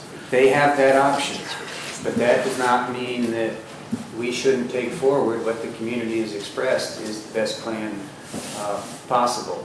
So we have been in discussion for over a year and 3 months now, specifically because we had a plan in April of 2007 that, while not everybody was completely happy with it, the community in general was supportive. So we're a year and 3 months later, and in some ways almost back to square one in this process. I will say The wording changes that we worked through on 6 chapters that we've agreed on, I think there's many improvements in there, and we think that's been a real gain from our discussions. I basically like the proposed wording and agree that we ought to have TDRs and density transfers identified in there, maybe with some tweaking to get a couple of these other points. So those are good contributions that you brought forward at the last meeting that I personally think need to be in there in that form or similar. Gary? I agree. I hate to see things go backwards. With the big block, with the legacy project inked, it has shifted, kind of to redefine the options. At the same time, there's, I guess it would be unofficial, but progressive feedback out of the county that they recognize that restricting your land use plan to just the Clearwater Junction, particularly in the area of TDRs, is not feasible, but they would be willing to look at other transfers outside that region within the county. You guys have held out some other land that could have been considered down the Gold Creek area, closer to Missoula. Is there any chance that we could, in coordination with the planning got so far, and with the understanding of what the legacy project has done, and with the county's participation, create the Placid Lake land and the block, the southern half of the big block, to become all sending areas, and at least big parts of it, and send it into the Gold Creek area, which is closer to the infrastructure of Missoula that makes development feasible, and the feedback I've gotten unofficially from the various members of the county are that that might be something that makes a lot more sense as a receiving area than Placid Lake. Is that something that might be workable to take what we got now, but move forward with these problem areas to help you guys in resolving your issues and getting some feasible development going, and get this whole process maybe unlocked a little bit? I really think that's a county process, and I think that's about where we're at myself. Is that there are things that perhaps the county commissioners can do, that can be done in the county, that we cannot do and are not expected to do as a land use committee or as a community council. And it's still open to all kinds of public input and everything at that process, but I think it's a county process. I agree, but it's got to be cooperative, because there's going to be 3 players involved, and you guys too, as well as Plum Creek. I'm just offering it as a direction that this whole process might be able to go to say what's been done so far and find a reasonable solution for these problems that still remain. I think it's a great idea, Jerry. It's just the question of, there are no constraints on the Gold Fork at this point, Gold Creek. So until the county would be ready to move forward and try to put some sort of zoning in place on that, and potentially make that high enough or low enough rather, density, so that there's create that demand for the desire to transfer some development in there. It's a good idea, but it's all it is. So how do we move that forward, and what's the incentive at this point for Plum Creek to engage in that?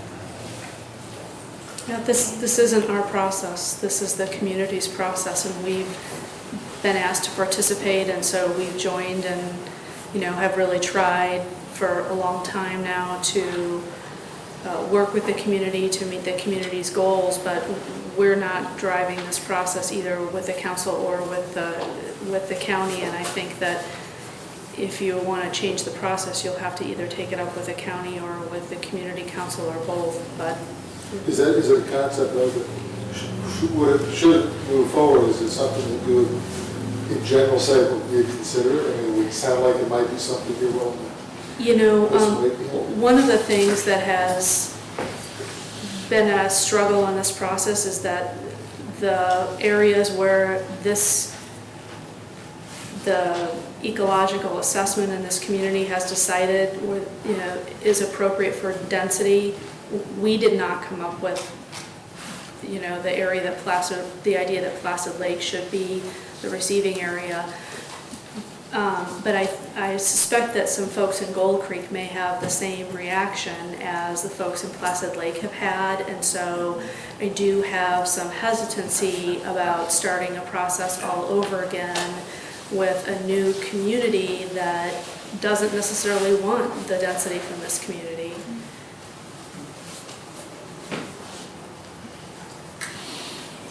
Is part of Gold Creek on the legacy project map? I don't know.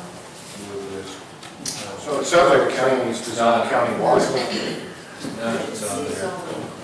Yeah, that Cities. was just going to be my question, John. How would you or Diane Carroll, how do you guys feel about emergency zoning? Where's your stand on that? Or something maybe?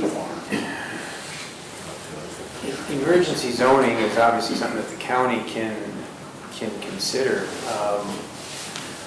We're still trying to work through a land use planning process and hopefully move that forward through implementation based on all the input of the community. At this point, I don't think coming in with, other than the question of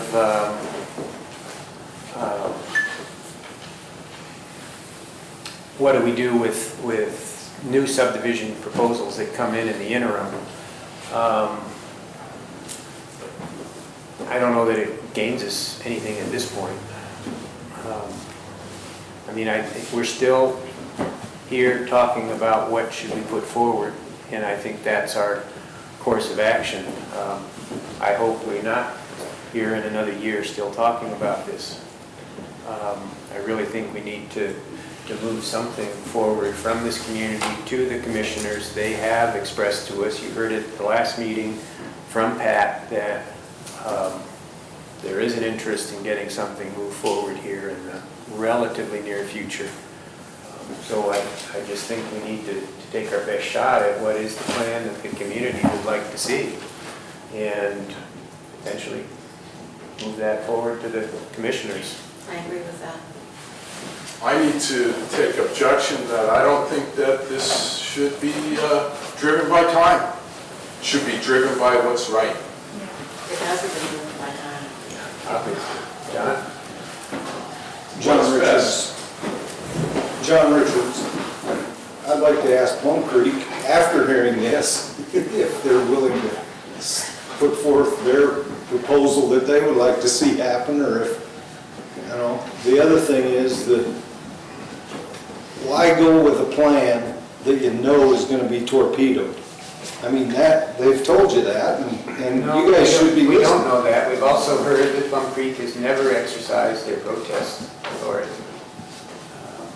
Well, So it's a good question. okay, so ask them. That's what triggered us in the beginning to start trying to work through the process, so that we could be cooperative in this process and not, you know, sort of battle. I think the community should put forth a plan that's workable for all the landowners in the plan area, not just for the ones that come to the meetings, but Plum Creek's been to meetings and trying to work with us. I'm not understanding, what is it you're trying to say? What are you proposing to us? I'm saying, if you're gonna vote on a plan that goes to the council for the August 4th meeting, I think that's ludicrous to just say, Plum Creek, we're done with you, we're going forward. I think if there needs to be more discussion, maybe Plum Creek's fine with that. Maybe they just exercise their protest provision, it's over. I think they've already stated that it's up to a council and the county, and that they will have to work within those guidelines, whichever one, is that correct? I guess our point being that this is your process, and you guys should follow whatever process you want to follow. but in the same light, you guys will follow the process you need to follow. Right. Is that what I'm hearing you say? Right. So I think the council should be working with Plum Creek. If it takes another year or whatever it takes, it goes to the commissioners, they zone it. If it's emergency zoning, Plum Creek's been here a long time, they're gonna be here a lot longer. They got $500 or $500 million kitty to sit for another 2 years and let the emergency zoning take effect, and they'll be back. And maybe it takes that long for the economy to come back, maybe the economy doesn't come back. Maybe you're worried about something that's not gonna happen. Gas goes to $10 a gallon, I don't think the economy's ever gonna recover. So, anyway, I think you should be working with Plum Creek, not just saying, this is our best shot, we're going forward, and, We have been listening. okay. What I'm saying though is that the three alternatives we heard last time do not, to me, are not consistent with what the community has repeatedly voiced as their concerns. So that's, So are you amenable to modifications of those proposals? I guess If it we depends come on up what the with- modifications are, Carol. Right. Sorry? It depends on what the modifications Right, are. right, I mean, but- we earnestly put together those three proposals. And I believe, as do David, who was here, and I think Ellen, who helped us with these proposals, that these proposals did reflect the community values that were expressed to us, and they were made in all seriousness and earnestness. And, I mean, if you're asking us to go back and come up with more proposals, that's not gonna happen. No, I'm just saying, if we, from comments and questions and all that, if we could tweak these proposals, that's probably the wrong language, if we can modify those proposals, which is really what we've sort of been trying to do in the last year or so, is dance through this process and modify those so that they would be acceptable to the community and acceptable to Plum Creek. That would be beneficial for everyone. Are you amenable to modifications, to discussing modifications of those three proposals? Because I'm asking you guys the same thing, and while the rest of the council, if we're all amenable to further discussions of those three proposals, or do we need to trash those proposals and say, okay, here's our next card? as I said, the third proposal is, we're better off with going back to the December 3rd proposal than proposal 3. Proposal 1 has no, it's just not a workable proposal. So it puts you down to, can you modify proposal 2 in some way, That would come be up with a acceptable. working solution? Carol, we've been at the table, as you know, and we're not going anywhere. I probably should let Plum Creek say that because I'm not a Plum Creek employee, but there's no reason not to continue talking about it. But we did put a lot of effort and a lot of time into creating those proposals. I hear comments here today that say number 2 and number 3 are acceptable, reasonable compromises.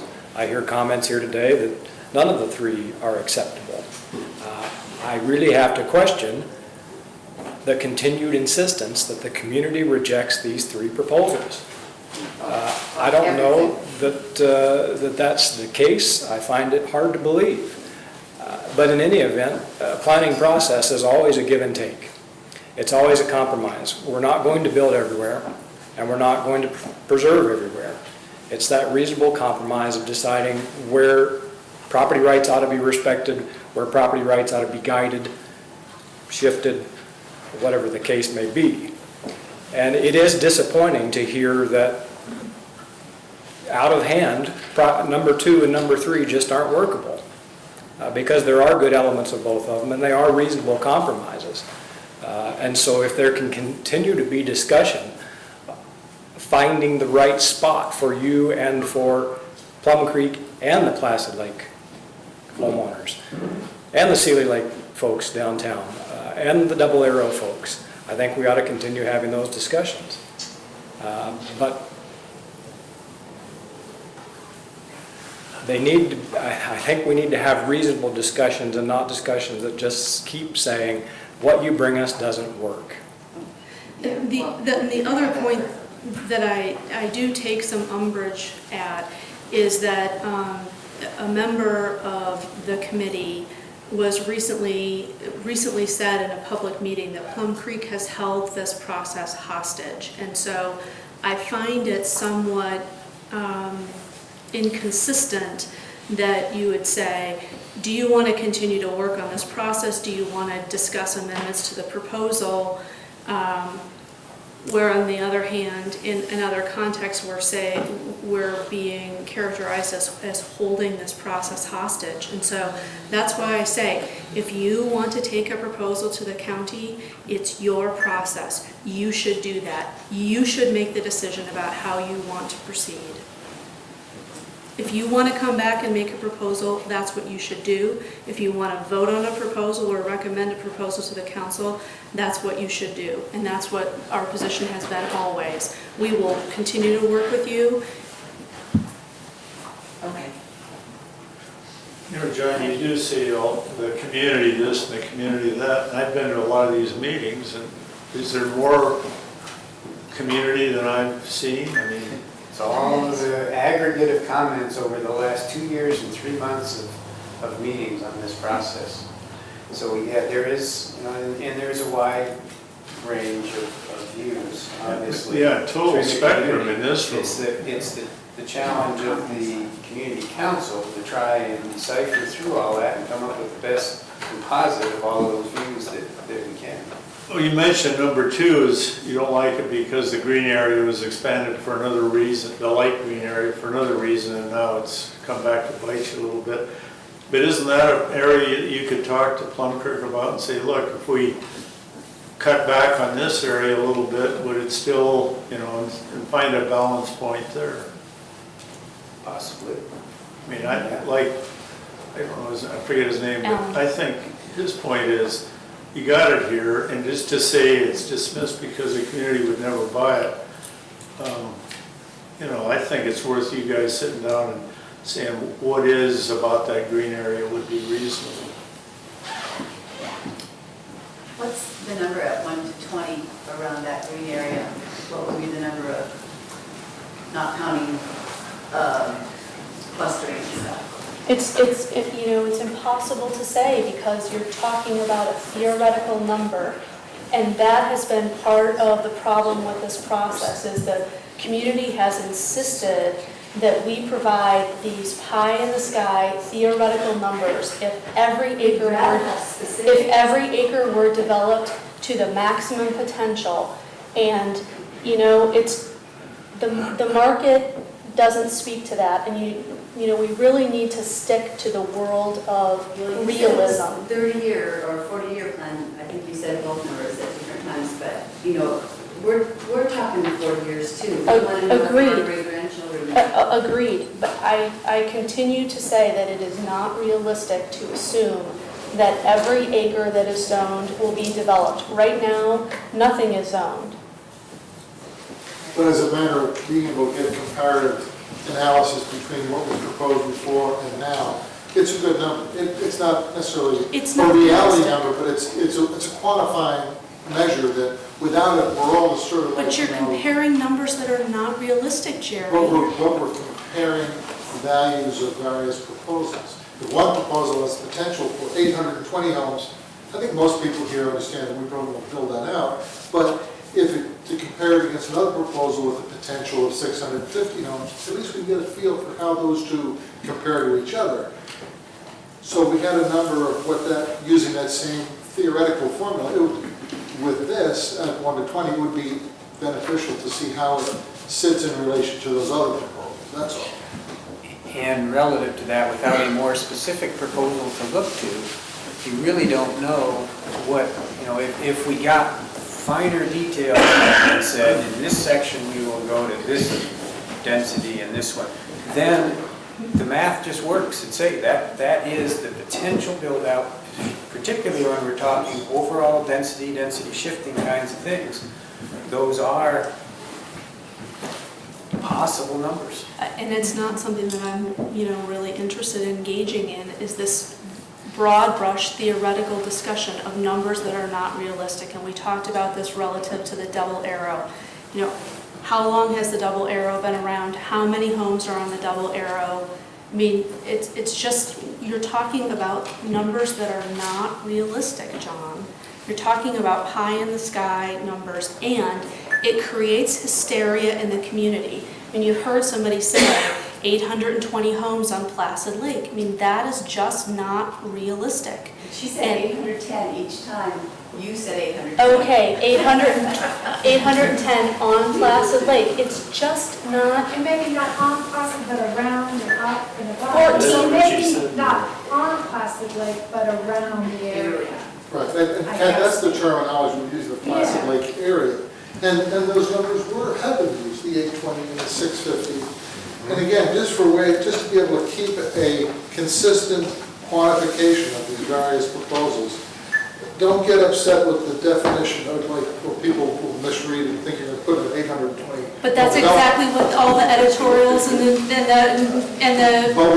come and say. Two of them already quantified. Why not at least get this one so we have a sense for scope? Where does it compare to the earlier ones? It was over my very strong objection that they even came to the number of 810 or 820, whatever you want to use, because it is not realistic, Jerry, and it creates a false sense of hysteria. I don't disagree with that. However, it leaves us without enough information on this to be able to decide, is this better than what was there before? Is it equal to one of the other ones? Is it worse? Two of the earlier proposals, we got that. But better believe the planning board and the county commission are looking at those sorts of questions if it gets to that. Well, Terry, let me give you a real good analogy. We use Double Arrow as an example of 800 lots to try to say, look at Double Arrow. Is that offensive? Is that ecological disaster? Is that something that the community could accept when you look at Double Arrow and you say 800 lots? And what we immediately heard back was, but a lot of those lots aren't developable. So you can't really use 800 number. So what we're trying to do here is say, well, sure, if you're going to use that kind of example, we're using the same kind of example in these kinds of numbers. Sure, you can do the math. You can look at 1 per 20 over 13,000 acres. Somebody smarter than me can calculate that. But all we're saying is we can throw those numbers out, and the planning board can throw those numbers out, anybody can throw them out. But there are so many other factors to consider that they're unrealistic numbers to say we can't handle 900 units, 800 units or something like that. So if we're going to point to Double Arrow, and people are going to say, well, you can't use that because a lot of those lots aren't developable, please do the same thing when you're using the numbers on the other districts. If you can take what you just said and then put comma, and with that understanding in mind, the acreage we described here will produce X number of houses, I'd be happy. You don't know that because you don't know what the infrastructure is going to look like. You don't know what the soils can handle for septic. You don't know what the water can bear. You don't know any of that stuff. And so all we know is that if the calculation comes out to be 1,000 units, we know you're not going to hit 1,000 units because the water's not going to work, the sewer's not going to work, all of those things. You understand this now. How many 20-acre parcels would that come out to in this area that's in question? I haven't calculated that. But I bet you'll tell me once you do. But it is, I think, a reasonable calculation and a question, and while all of that may not end up, it's not like you're saying, if you think 1 to 20, if you started trying to put in 20-acre lots everywhere, yeah, there's going to be a lot of areas that are undevelopable. But if you're allowed to concentrate, and you can put in 100 lots in a section and still be within that density. That's what land use density says. So the total number out there is not that unreasonable a potential for some level of development. And in addition, what we've heard in the past is the commissioners will be looking for what are those total potential build-out numbers And we have been instructed in the past to make sure we include those in the plans. And I'm just, maybe I'm beating a dead horse, but Kat, why now have you just suddenly dug in your heels and decided not to reveal that number? We have not. I haven't. We have said to these guys every time, stop using those numbers. We asked them to stop using them. Right, if you can do the long division, right, Jerry? As Yeah, good as any of I just us. thought maybe you had the number you could save. I don't know the number. It's not an easy one either because you have all these partial sections. And so you have to, it's not 18 sections times 640. But with some GIS application, it'd be pretty easy to calculate what those numbers were. So what's the next step? Wallfield, is the 13,000 acres solid? Pardon? I just heard 13,000 acres mentioned. Is that a solid? I don't know. Walt, I use that number simply because the receiving area around Placid Lake, where those theoretical 800 units were going to go, was somewhere in a 13,000, 14,000 acre range. And proposal number 2 says, leave that range the same way, but instead of doing a TDR program, it would just zone that at a straight 1 per 20 density. If you pulled out the December proposal from last year, it'll tell you in the chart how many acres are in that Those are the particular. same acreages that we're talking here. Yes. Yeah, okay, so, assuming that that's correct, you're talking between 650 and 700 development units. The question that you have, and the one that I asked last time is, and it's the same one that John is bringing up, I think, is that because of density shifting and/or clustering, there's little to prevent, and I believe it was agreed to, there's little to prevent, say, all of those houses to be placed along Alfred. Correct. I mean, except the subdivision process. We're talking, again, this is one of those hypotheticals, but the fact is that even if we get a secure number on the number of developable units, where they're placed, how they're placed, where it's going to happen is really in the minds of the developer rather than anything that we can do in land use planning. It would be part of the subdivision process in which that determination was made, which is, again, a very public process. That public participation. The point is with the proposal number 2, if I understand it correctly, there's an absolute limit to 1 to 20 within that area. That would be, then that would give us a maximum number, which I think is being pled for here, which is, in my calculation, somewhere between 650 and 700 on Plum Creek land. And that's even a little higher than that which was available in the earlier proposal, I think. So, because the earlier proposal, if I recall right, the acreage, the 21 sections plus or whatever was in there, came up with some of the 820, but this included state land, NRC land, and private land as the total complement. I do have the numbers here. Please. Because it isn't That'd December be good to 31 have. yet. 13,901 acres. Right. Right in there.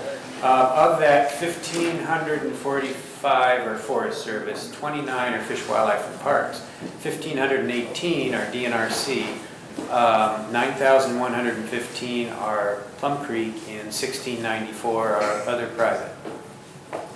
So 9,000 what?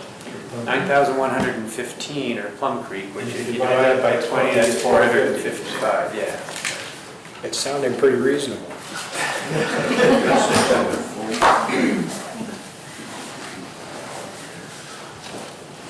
What's the group think? But just for the record, in my opinion, we'd rather see your lines drawn on paper. You know, I mean, it's, I understand you want to keep your options open, but, when you were, what's that word, surveying Owl Creek a couple of years ago, there have got to be plans that you guys are thinking about. I don't understand what you mean when you say you'd like to see the lines drawn on the paper. We want, these 16 lots over here. No. We want these 25 lots. No, we do not have a subdivision proposal. If you want us to bring subdivision proposals into the county and start requesting those, boy, that would come as a big surprise to me, but no, we have no subdivision plans, we have no development plans, we have no maps for subdivision proposals. Let me ask you this, Kat. One of my concerns is the remaining 25 sections So in far the along here, we can't hear. in the big block. Pardon? One of my concerns is the remaining 25 sections in the big block. Yep. That has been, from day one, been one of our highest conservation priorities. If we go with the December 3rd plan, that has two different levels of zoning, 1 to 160 and 1 to 40 in those. And the total then, just from straight densities, would be, I believe there are 4 sections in 40s. So that's 40, 54, and 21, and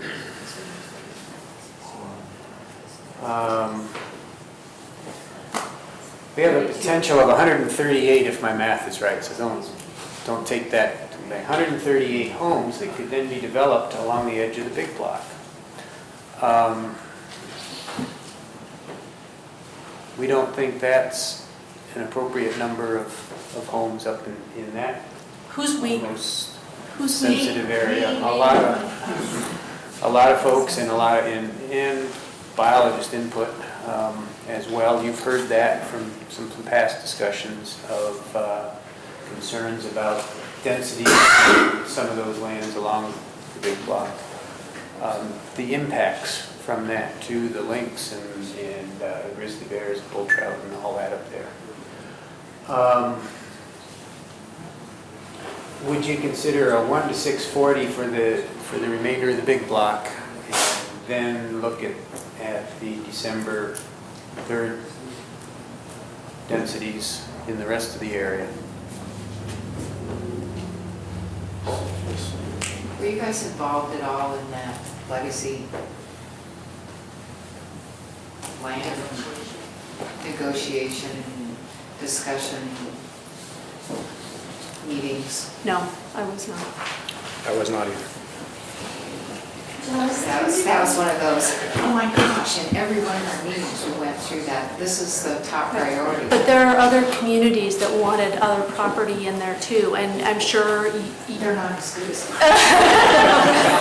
I'm sure those other, there are communities that really wanted resources in their communities as You weren't negotiating well. with communities though at that Yeah, that's point. it. You were negotiating with Right, TPL and TNC. But you weren't the only community that was talking to TPL and TNC about what their conservation priorities were. But my understanding was that was one of the highest priorities for TPL and TNC as well. John, even if that was the case, I'm not sure what your ultimate point here is. Are you planning on penalizing Plum Creek because TPL and TNC did not choose to buy I'm saying this that area property? should not be developed, and a 1 to 640 would indicate that is an appropriate density for that area. Well, I disagree. And we would be jumping up and down if that would have been included in the buyout, but it wasn't. So. Right, it wasn't. You should zone things the way that they should be zoned, as I said before, and Do the right do the right thing. And we'll be behind you. And we'll be behind you, and if Plum Creek chooses to exercise its protest, our coalition and our attorneys will take it to the Supreme Court and challenge the constitutionality of that law. And we'll stand behind you 100%, because we don't think it's right, and I don't think anybody else does either, except for maybe Plum Creek. I do. I do. And the developers. We're sort of. Well, again, we come to the point here that I'm wondering, how do we take this forward? That's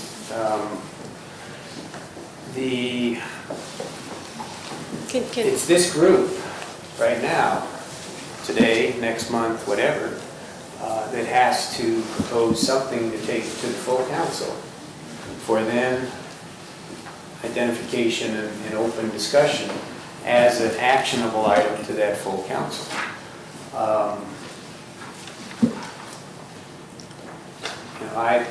I tossed out one proposal here to take to one modification to the option 2 that you proposed, but we just heard that was unacceptable.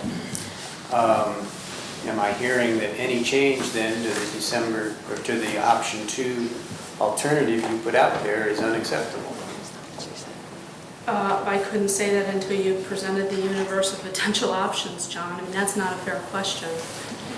Okay, well, When we did other parts of the plan, you know, and this is an effort to be a subgroup, you know, is this such a big question that should we take pieces of this and talk about it? I mean, like, well, that's what I was Placid trying Lake, to do. could Placid Start Lake with the talk big block. about this little, you know, something around their section? And, I mean, is there some logical way to divide up the work in having this conversation? Or is it good to take this to the council as it is, as a, like a status report, and then see if you get more input? Or, I mean, what do you think is the best? You guys have done this a bunch of We're open to times. suggestions, however, we're limited in our process to doing it in this form. Can I ask a quick point of clarification? Richard, you didn't like the idea of 1 to 640 up in the big block? Well, I'm just saying, I don't agree with the guy in the back that says we ought to tie it up in the courts and we'll take it to the Supreme Court and we'll get it overthrown, and it's unfair. I think it is fair that the largest landowner in an area has some control over the zoning, because if you don't have that, you have the tyranny of the masses where they can all get together and let's say, let's confiscate Joe Blow's house down there. He's got more money than he should have because he didn't work as hard as I did. Why don't we just vote and take his house away from him? Well, that's democracy, isn't it? Majority rules. And that's what the guy in the back row is suggesting. My name is David McEwen. I'm sorry, David. That's fine, I'm your neighbor. So I guess my question was, because I thought you said no to John's idea of renaming the big block You know, 640. the lady next to me, we're trying to figure out where the big block is, so I really don't have any opinion on that particular. There it is, right there. That's it. And so I would say that probably Doesn't the even show up on this this. group might be that 1 to 640 would be a really good idea to take back to the community council. What might be? 1 to 640 in the big block. You know, just to. Okay, but what we take back ought to be, we can do it piecemeal. We can do it question by question. But what we're hearing right now is if we take that back, I mean, we already have an April 2007 plan on the table that we've been put on hold relative to these discussions. If we take back a piece here, we can then move on, but we've already heard that Plum Creek finds that an unacceptable proposal. So even if we take it back and in the April plan, most of that big block is a 1 to 640 designation. I don't know what we're gaining until, if we're asking for Plum Creek's blessing on that as the difficulty of moving that forward, then until they're ready to say that's okay, or we drop it, I don't know that we're moving forward in any way. Well, may I offer a possible solution? Certainly. Yeah, just as a suggestion to chew on, because we're chewing on some edges here. Put the big block, the remainder of the big block, since a third of it or better has gone, into 1 to 640. Leave the Placid Lake area 1 to 40 as it was, which gives 227 possible home sites for Plum Creek. Take the 1 to 640, allow density shifting from the big block to the Placid Lake area at a ratio of at least 2 to 1, maybe 4 to 1. That would bring the maximum, I think there's 25 sections left in the big block.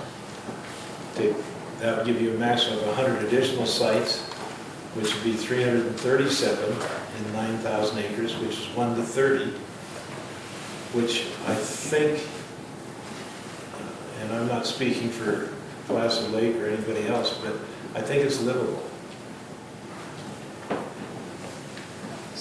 So what was that total, 337 on 9,000 acres? Is that what you said, Yeah. Bob? Yeah, well, the 9,100 acres or whatever was Plum Creek's Well, share yeah, of it. I'm just, those are rough figures, and they're just sort of out of the head, but the point is that way we establish the fact that we firmly believe that the big block is conservation intensive and has to be left, and that if there is going to be any development there, it's going to be very distributed. But that we're promoting a way to get conservation push to get some housing elsewhere. Placid Lake will receive that. I would encourage us to look at Gold Creek or any other creek possible. But the fact is that even the 1 to 30 around Placid, I think if we're appropriately done, and this gets into the subdivision whatever, could be livable. And that reduces the density of the whole area down from the presumably 820 that we had to begin with down into somewhere in the 400 region or less. Just a thought, but anyway, it gives a channel to talk about, and I think expresses many of the sentiments that I'm hearing today. Point of information, is that a correct calculation, 820 to that other number? Or is that The really? 820 was a number that was in the December 3rd plan as the max for that receiving area. But that receiving area did include federal Yes. state. He's doing a calculation, which is just Plum Creek. Yes. So you have an apple and an orange. No, I'm trying not to. I was excluding the other and just talking apples to apples here for Plum Creek to Plum Creek, transfer development. I understand, but if shipping. if it's 1 to 40 or 1 to 30, I'm not sure which it is. But It's when 1 you to have a 40 in trend. the original plan. Okay, but we add that 1 to 40 to the other lands, don't you? The 1 to 40 He's going to put it on the old map. And maybe the federal won't do it, but I just heard the state can transfer properties. I heard that the Forest Service can transfer. So in order to make this apples to apples, it seems to me you've got to talk about the totality of the land that's receiving that designation. Okay, I agree entirely. All I was trying to do was to limit it to Plum Creek's business within themselves, where they're transferring, where they're doing density shifting out of their area into another area that they own. And those are the figures that I was using. I don't think Plum Creek can take density shifting from their area and put it on state land. I think that was very reasonable. I think so too. I think, Walt, I commend you for at least trying to recognize all the values that have been raised over the duration of this process. And trying I hate it all. I want Placid Lake to remain the way it is, but I also recognize the fact that we don't control that. But I think that we can at least have a say in it and make it reasonable if we approach it this way.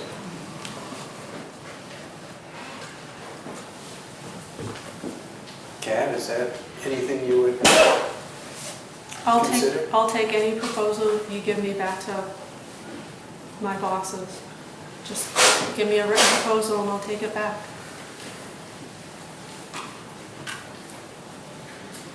What's the rest of the group think? Is that a proposal worth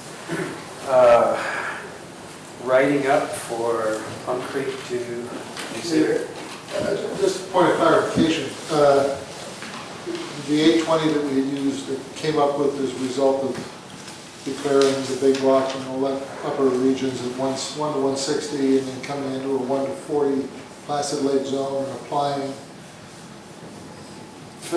multipliers for density, was that including, I think I heard, the state and federal lands? So that was sort of a bogus. Not this last one, not the last one, no. Well, I'm talking about the one that the 820 was the number. I Yes, it did. Yes, It did, okay. So that was sort of a bogus number anyway. So the number Walt's talking about here, the 9,000 acres, all that's, we're talking a little more. Yeah. Needs a little tweaking, but it's a concept. Yeah, it's a good concept. It means a lot of it, make a yay or nay right now, but it's a good direction. I think that everybody needs to think about it. You don't I sat at a community council meeting where you changed that lower big block from 1 to 10 to 1 per 80 with one guy standing up making a comment. And I don't think that's a good way to do planning, with one guy standing up making a comment. I believe that was you, John. No, I didn't make the comment. I did not make the comment. What I heard Plum Creek say here is that they would take any written proposal that we have back. Well, we don't have a written proposal. If we're gonna go to the effort to write something up, to come back to present to them, or in however we're gonna get that to them, that's the question that's out here right now. Right, but I think you need to have that discussion, what goes into that, with some time to think about it, not just make a proposal, yeah, that sounds good, ship it off. I don't think that's what this process is about. And that's my opinion. But the challenge we have here is we've got, again, all of us that can tweak something any ways we want, and it's good if we have a consensus view of what we're trying to ask for here, that we then present to Plum Creek to get a response back from them as to whether that's something that will move forward from this committee to the full council for then the full public, not that this isn't full public, but debate and decision. So it's still a very involved process. The question is, can we get to a point where we have enough meat on something to get a draft written that we might have available to a next meeting to have further discussion and present to Plum Creek, or can we? So what would the mechanism be? A little draft from the notes and then put it in the Pathfinder, let people respond to the subcommittee? I mean, how would you do this that you're talking about? Good question. Does the subcommittee submit a proposal of draft for initial review of Plum Creek, and who responds? I would And like then it the whole becomes- community to comment on it, not because part of what we've been struggling with, Jerry, is that, it seems like anything that's agreeable to Plum Creek is not agreeable to the community, and so it would be kind of nice to know that the community is behind a proposal as a threshold matter. It's just that our process right now is that this committee is, unless you want to have the discussions on, you're asking this to go forward to the full council for action by and acceptance by the full council based on input from the community, at which point you then say, I like it or I don't like it, and if you don't like it, then we go back. The whole purpose of this meeting, I thought, these committee meetings, was to try to work something out with Plum Creek that we could then take forward for a proposal to the community. So if you're saying that now the community council has to take that up and then you will decide after that fact, then that puts us right back, and we can, the purpose of this committee meeting is to try to work something out with you that we can move forward. No, with the community, not This with... committee with you, Plum Creek, is who we are here discussing and negotiating with. The committee had a plan in April of 2007. So, yeah, it is everybody in the community that wants to be part of this discussion with you can be here to do that. But that's what the purpose of this committee meeting is about. Well, for the record, we don't accept that characterization. We are not here to be a one-party negotiation with the community council. Absolutely not. We don't find that to be an accurate reflection of what we're here. We're sitting up in front because we've been asked to sit at this table, but our conversations are with the community as a whole, and the dialogue clearly with Jerry and Karen and Shirley and everybody else in here is part of the community as a whole. And the only reason that I'm sitting up here today is because I thought there may be questions about the proposal that we made last time, but this is not our meeting. This is our meeting. Well, bottom line is, we can move anything forward, but the reason we're here is because you said the April 7th adopted or approved plan was unacceptable to Plum Creek. Was the April 2007 plan approved? Yes. It The was. outlying lands with two exceptions, the downtown area that needed more work and discussions with Plum Creek to see if there were adjustments we could make to that to get it approved by you. Oh, I wasn't aware that the April 2000 plan was approved. Was that done at full council meetings? With exceptions. With those two two exceptions, and the exceptions. downtown is now done. And Placid wasn't included in that, right? Placid was, in the 1 to 40. Because Placid presented Yes. material to be accepted. So it was the downtown, and what was the other exception? Plum Creek. Those were the two additional items that we've been working. The downtown got completed in November or December. So we're here to address Plum Creek's concerns. Well, there are people here who today said that the proposal is acceptable. There are other people here today who said no proposal is acceptable. I guess it sounds like, at least you, John, I don't know if the whole committee has taken the position that they have decided to say that none of the proposals are acceptable. Have you taken action on that? No. We don't take action other than a discussion and see if we can come up with something to bring back to the full council. Oh, okay, well, I guess, you know, I'd like to hear your discussion about the three proposals then in more detail about, you know, whether there could be a way that they're acceptable rather than, all I heard then was you say they're not acceptable to me, and here are a couple of broad brush statements. I haven't heard anything from Carol, I haven't heard anything from Diane. I guess I'm wondering, is this committee saying, as a group, all three of you, that the three proposals are not acceptable, and then it's up to you to decide how you want to proceed? Diane, Carol? My understanding is that we were to do the very best we could in getting information from the community and working things out between us. Then my understanding was that then we went back to the council. Now, I may be incorrect about that. Oh, but I'm asking. There are 7 of us, and we brought 3 proposals. They've seen them and reviewed them. We've had 2 of the other 4 here this evening. We cannot, and we have not gotten together as a council to discuss things. And so I can understand your concern about where do you get together and all of you talk. That has to be a public process. Well, and I'm also interested to hear what the 2 of you have to say. I mean, there are people here who today said, you know, we think that 1 or 2 of these proposals are reasonable, and all I've heard from is John to say his position is that he doesn't like any of the 3 of them.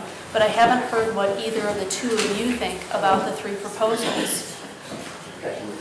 I guess I feel like we need to have a situation, and I would point to more of what Walt just said, where we can say what is the most sensitive, and how do we do that now that we no longer have TDRs on the table? And is there a way we can still do that in this framework, or go to the county and see if they can do something in their framework that we cannot do, as in send to another receiving area? And So you don't have specific comments about the 3 proposals? as they are, I would not go for them. I think that I would hope that we could use something there as a point where we could kind of meet and do what is the best for the community and what is the best for this valley. Okay, can you tell me more about why none of the 3 proposals are acceptable to you? To me, it seems like you can have extremes either way, and that doesn't work. But, because if you want to be something that actually people are going to put into place. I think you need to have give and take either direction. And the density, having this big block sitting out here is a real concern to me. I know that the Placid Lake people have had some very big concerns, and I think some of that is misinformation, some of that, but you know, numbers were put out, and that frightens people. And so to be able to decrease those numbers or have another receiving area would be very important to me. Okay, so the only proposal that has any receiving area is proposal number 3. The first 2 proposals don't have any TDR receiving area, conservation purchase program. But there still is no recommendation about, I mean, like, this is still like the giant in the middle of the living room. What happens here? Right, and what is the basis for believing that density at 1 to 160, which Plum Creek has proposed, would somehow be damaging to that resource? You get one property in the middle of, you've got road areas then over, and lack of fire, and resources spread all over this area. And at 25 sections, that would be 100. 100 possible places. Is that an issue about density, or is that an issue about the type, style, arrangement of development? Is it the fact that there would be 4 units per section versus 1 unit per section that's really causing that? Because certainly the one house in 1 per 640 that's in the wrong place does as much damage as 30 in a corner if it's in the wrong corner. And so is the conversation really about reasonable density, or is it about How it's put together. how it's put together? Yes. Because we've been trying to find a mechanism, and the TDR mechanism is the one that we've thought about, and we certainly are open to other ideas, but the thought is, how do you get the reasonable number of units, which is the way of looking at preserving reasonable value in the property? How do you figure that equation out? And then the second equation is, how do you get to use those rights? And there are very innovative techniques through zoning that allows you to do that. And so that's another step of the process. There are agricultural protection zones, there are timber protection zones, there are an infinite number of how do you do it type zoning that is sort of different from this density right question. So I guess what I'm putting to you is it the actual density that's the problem, 1 per 160, 1 per 80, 1 per 640, or is it we got to figure out a way that the way you use those rights works for the community? I'm sure it's a combination of both. At 640, you have 25 chances to make a mistake. At 160, you got 100 chances to make a mistake. Well, so what I'm suggesting is that there's a second layer that occurs through the zoning process. This meeting's going along. Let me give you a 2-second oversimplified explanation. There's a very innovative zoning district on the East Coast. It's called sliding scale zoning for the protection of agricultural land. They decided, based on rainfall values, that 40 acres was sufficient to have a workable farm that could generate enough income to be a usable piece of ground. Obviously, that doesn't work here. The point is, they gave each parcel a certain number of development rights. If you had a 10-acre parcel, you got 1 right. If you had a 100-acre parcel, you had 10 rights, something like that. It was a sliding scale, so it wasn't a direct one-to-one correlation. But they said in each one of those cases, you can use those development rights. If you've got 10, you can only use them for a 2-acre lot maximum. And those could not be more than a certain distance from the main road that ran adjacent to the parcel. And so you were forcing those 10 rights to be used in a particular location that created that maintained the rest of that parcel in open space. Couldn't guarantee somebody would be using it for agriculture, but you could guarantee that it would be left open. And so I throw that out as one of 1,000 different techniques that we could choose to say, sure, you get 4 development rights in that area, but here's the way that you use it that preserves the larger context of the ecological values. That's a second step in this process. And it's open to our imagination to figure out how to do that. Wasn't the big problem up in Big Rock is that, according, again, I think of Scott's here, the biologists, their attitude was that, because I thought, as a layman, the 160 seemed pretty roomy. And they said, it really isn't. In that kind of extremely sensitive resource area, 160 does impact the grizz, the lynx, the wolverines, etc. And it really needs to be untouched, and that's where the 640 was coming from. Not through a creative way to develop it with minimum impact, because from what I understood, there wasn't one. I think the biologists, at least the biologists that I have talked to, have said, it really depends on what is done with a 160 or a 640, that much more damage could be done by someone who, decided they were going to cut all of the trees and put in a mine, or whatever on their 1 to 640, than somebody who puts one house on 160 acres. So I think the answer is, it really depends on what you're talking about, Jerry, that you can't talk about these things in the abstract about what it does to species unless you know really what you're talking about. The 640 number is as made up as the 160 number. Right. I think it's just the maximum zoning classification there is. No, it isn't. You could do 1 to 1/4 acre, 16 dwelling units per acre. You could do 1 per thousand. I thought the county. It's relatively within the context of making sure that it's fairly applied to all, that it reasonably respects the purposes of zoning. It's left to our imagination to figure out how to do it. Okay, is it my turn? Yeah. The reason we came up with 640 originally, or the reason we discussed, was to give everyone the impression that these lands really should not be developed. And that's the number we came up with, because that's the number we came up with. To display that these lands that we've marked 1 to 640 really should not be developed. And that's sort of what we kind of stuck to the whole time, just to reflect the ecological values versus the development values. And that's why it was sort of this outrageous figure when we came up with it in the beginning. And it still is. And so to go to the discussion of what kind of development is going to happen on a 640 versus what kind of development is going to happen on a 160 is as absurd as coming up with how many units are going to be developed, in my mind, because it's still this imaginary thing. So the overall look of this just shows where we think development should be avoided. That was the whole 640 idea. I mean, we've gone over that.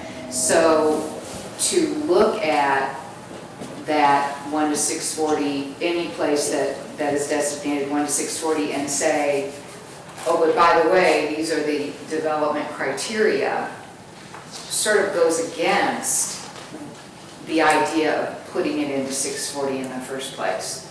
So having said that, I like the idea of putting parameters around some of the development. I'm not sure that that's our responsibility in putting a plan forward to the commissioners. That seems to me more appropriate for OPG or the whole subdivision process. Now, if they're going to come back and say, oh, well, we didn't have any parameters from you, then that might be an issue. And, developing, picking one of those hundreds of possibilities to set forward how we want to proceed with those developments is going to be really time consuming too, I think, because none of us have looked really closely at what the options might be.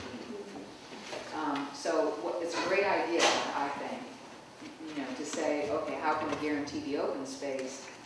But there are those two issues that I have with it. That one, the 640 really don't want to develop, and two, how much time is going to be involved in picking out the kind of process that might be applicable.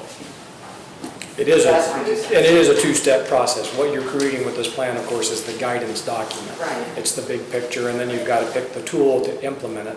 That's why the commissioners have said, put the TDR language in there, put the cluster language in there, because we want to keep the options open to use those types of tools. I'm not suggesting that we spend the next year and a half for this plan to figure out what that tool is, but you can say, we think that this area ought to be developed at this density, but it ought to be done extremely lightly on the land, recognizing the ecological values. You have to pick a tool that will do this. Here's some concepts that you might include. And that way, when we get to the step of what's the implementation tool, you've given the instructions on what that implementation tool would look like. Okay, well, all right, having said all that, I really sort of like Walt's suggestion. And if there's some way that we can move through that, I think, Could you propose on Walt to put that in writing in a paragraph and send it on the email? I just clarified it with him, well, yeah, we can do that on email too. So that, I just clarified it with him before he had to leave. So maybe we need to vote on it. Is there such a thing as 0 to 640? I was thinking the same. What? I mean, you know? Is there? It's called parkland or something like that. What'd you say? 0 to 640. 0. No development.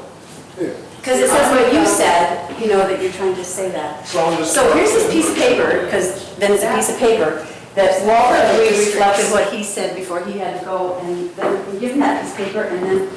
Well, there are overlay districts that are successful in some areas. And overlay districts mean no development on slopes or water issues. So, and along those lines, I was thinking of what we can volunteer to do is to go put boots on the ground. And I know, Stan, you're the guy that's had this idea and put it in my head months ago, that we need to go out and walk around and say, look at, I mean, you can already sort of see the cul-de-sacs that have been kind of sculpted in there. That, yeah, okay, I can see. Well, when you came third time, but, you know, it was the boots on the ground idea, Stan. Well, but the boots on the ground idea also says, go look at what we're already doing. And what we're doing is building 40 to 45 houses a year in the valley. And I think Alan's suggestion is to take the next step and start to look at, you know, how this is going to look, or could look in the future, not only preserving the open spaces and the natural values, but where are the houses going to go and what they're going to look like, and how are you going to have some assurance that that'll be the case. Now, some members of the community would be horrified to look at the census data and say, oh, we built 437 homes in the 10 years ending in 1996. But that's the fact. And demand is going to be part of the equation here. So if you continue what we have now, could you fit whatever the number is in the space we're using? And the boots on the ground also has the aspect that what we have done so far is not have rural sprawl. And I think that's something of great value. And we've done that because we've clustered ourselves around 4 lakes and in the Double Arrow subdivision, which is adjoining the Sea Lake downtown. And so very little of the valley is developed. And I think we'd all agree, well, that's great. And there's more of it is going to be developed, but we move from 4% to 40, or we move from 4% to 8 or 10. But the boots on the ground concept is, I think, just to keep us realistic about what is or could develop and what we protect. I frankly am confused frequently by these zoning designations, and I guess I thought it was in the textbook that said you've got to put a density on every section. So it was a requirement by the professor. And then the 0 to 1, 640 sounds good to me.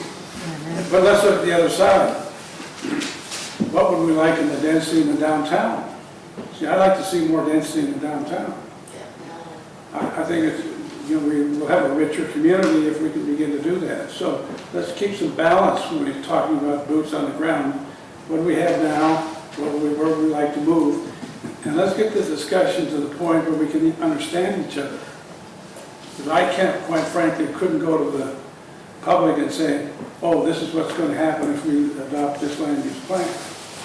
Because I don't understand it well enough to talk about densities. I do understand what the double arrow is. It's 840 lots in two governmental organizations. About 500 of them are developed. Very few of the 800 are undevelopable, as we'll find out in the next 10, 15 years. And you're sitting right in the middle of 500 of them. And most people who drive through here say, 500? Really? Now, from a fire point of view, that may be a disaster in the wings. But from the point of view, is it attractive? Does it respect the natural values of the land? Well, yeah, it's pretty attractive. Yeah, pretty respectful of most of the natural values. We probably do pollute this, we interfere with animal flow. But I'd like to get the discussion to a point where we can understand one another. And I think Alan's suggestion of, let's look at this next step a little bit and allow some of that to come into the discussion might help. I'd like to point out that you guys received about 50-some letters, I don't remember how many you said, from Placid Lake people stating that they would like 1 to 40 acres as the We absolutely understand that, and we have heard all of your input. And it isn't that what you have is any less important. We have to look at the whole picture, and that's not easy. We have to look at the whole picture. And I hope that the community as a whole can look at the whole picture and say, what can we do to make this work in its entirety? Because that is really what we've been given to do. And not just us. Because you're much younger than I am. You're going to be here for a while using this valley. We need to look at the whole picture. So we are not discounting your feelings or what you said or how many letters came in. It's just that we have to look at the whole thing. I realize that. At some point, can you go back to the county and say, zoning this county in 9 regions isn't working? Do you have to take this, do you have to develop a long-range plan? Or could they give you some more tools so that other properties that can handle the density could come into play? It really seems like you're an island right now, but you're part of Missoula County. And there's areas that can handle development. We are, but I would say it is working in many ways. We have a whole community that's been meeting for over 2 years and discussing this and coming to considerable consensus on. And that's how the vote failed in January? Well, only one piece. The vote failed? TDRs. You were ready to go. It was a done deal. This showed up, things changed. No, it was not, it was never a done deal. There was a proposal out on a table for community discussion. And that's the discussion we had from December until April. And the feedback we got was that was not an acceptable plan. Well, the other thing is, don't these plans, these comprehensive plans, get reviewed again? So as the county does the other planning units and more tools become developed in the county, they're going to say to the council, let's review the plan and see how this works now that you have these tools, aren't they? I mean, well, isn't they are, that... but the reality of it is there's no other place. We talk about TDRs. It sounds like a great tool at a county basis, but where else do we apply it? You have to have zoning in place somewhere else. Gold Creek's mentioned. Well, Gold Creek hasn't even started talking about Right, but eventually they will. Maybe. And we assume maybe they will. And so at that point, that's great. But in the meantime, we need a plan for. The bottom line of TDRs was that it was, I think everybody understood that the thing that was wrong about the TDRs was there was only one landowner selling to themselves, and I think that was one of the biggest. That among other things. Among other things involved. But it seems like that what Walt suggested was a really good compromise. and might be just the thing to pass back to you guys and say, okay, now what? You know, let's talk about that. Is that a consensus of the group, that we should potentially write up a little description of this plan based on how Walt proposed it and provide that to Plum Creek? Would you write that up and then first run it by the main council, or? And maybe email it to the subcommittee again, or something. Yeah, how procedurally, is it within your bylaws, does it have to flow from here to the council amend to that, or between you to come up with one?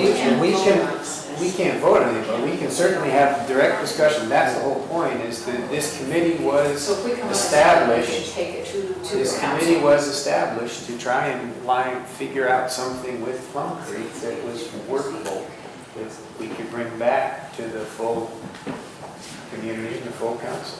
So we could tentatively take this back to the council next meeting We could, as a proposal. proposal from the community.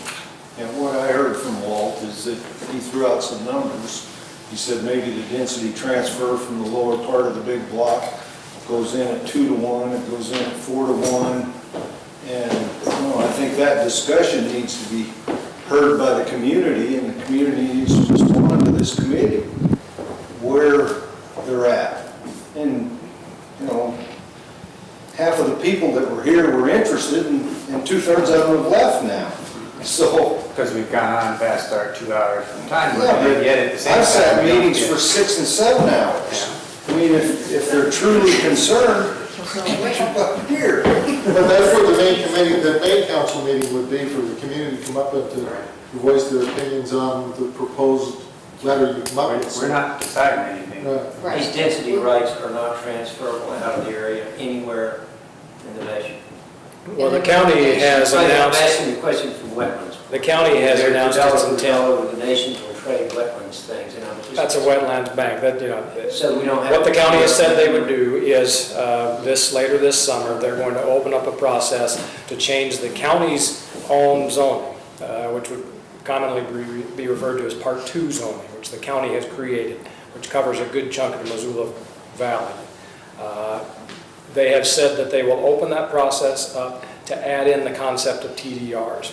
So that as this community starts to look at TDRs, Gold Creek, anybody else, that they could then amend the zoning districts within the Missoula Valley to hopefully create receiving type areas. That's the starting point of this conversation that Diane and Carol are talking about. Let's look at county-wide. So the county is responsive. They are paying attention to the discussions we're having here, and they're taking admittedly small steps, but the steps they can take right now to try to make this more of a county-wide discussion than just a Sealy Lake discussion. So they could transfer it out. There's no reason why they could not create that, but you can't do it right now. Right, but I mean, ultimately, that's a step. That's correct. County, I hate to sound defensive of the county, but they have limited resources, obviously, and that's been a large factor of wanting to do it region by region. They've also been on record saying they're waiting to see what Ravalli County does. Whatever that means. So I guess I just want to go over what the paper was that I just gave to you guys, and in answer to your question, when we were just chatting here before he had to leave, Walt said, let's say it's 2 to 1, so that we have a place negotiating to start from. That would add 50, approximately 25 sections. That would add 50 more, what do we call them, units or whatever they are, to the 200, what does it say on the 237, I think? Started with 237 plus the 50 makes it 287. That would be absorbed by the Placid, not necessarily as a TDR, but kind of like a TDR. I mean, kind of, right?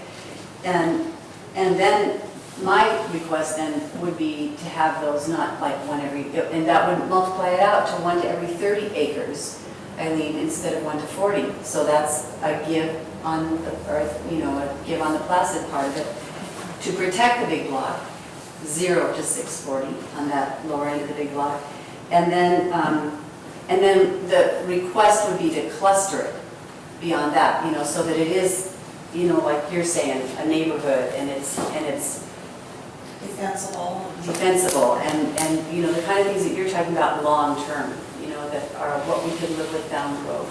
Does the density of 1 to 30 include the 25,000 or so acres that would be preserved in the big block? Well, you already got paid for the top half of the big block. Okay. Well, let's say that, it's already happened. So And the then south half of the big block, would be a 2-to-1 from the 640, so. right, but you talked about the density. So is the density, the resulting density around Placid Lake of 1 to 30? Because that would...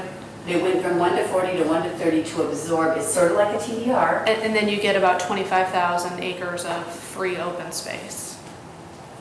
No, you would have preserved for the future of the world that many acres. I'm You sure know? we'll get a big thank you for that. Well, you know, think of all the You still get stuff. to harvest your timber, And you're harvesting timber, right? which is what you're paying taxes for now. And you know, while we're talking about the give and take, I just want to officially say one time at this meeting that I'm really serious when I say it over and over again, that I hope that Plum Creek, being the good neighbor that they are, and they have been for years, that you will find it in your coffers to commit $1 million a year for 40 years to, long-term, for our 40-year plan, to Sealy's Sewer District, so that we aren't, you know, making worse garbage than we are by adding, you know, lots of other homes. And we'll, I'm saying this without my Placid Lake family or friends saying, but we'll get ours up to snuff. And we want the city to, this $40 million ticket that we cannot get the money for because we can't get it. You know, you guys are our deep pocket and you are our good neighbors. And $1 million a year, compare that to the $500 million you just got and all the other, you know, the logging that you'll still do on that land that you just got $500 million for. You know, let's just put that in the back of your mind. Oh yeah, there's that $1 million a year for that Sealy sewer system. You know, because we really don't want to foul the nest more than it's been fouled, and we really look to you as leaders and good neighbors to help us out of this problem. Can I quote you on that? Leaders, good neighbors, good neighbors. It goes with the $1 million a year for Yes, ma'am. Because, you know, there's no way this community can come up with $40 million for this sewer system. I mean, they're just. Maybe a little bit of development would help that. I don't think it would. We've been trying that for the last 50 years and look what it's got us. We got 3 lanes now.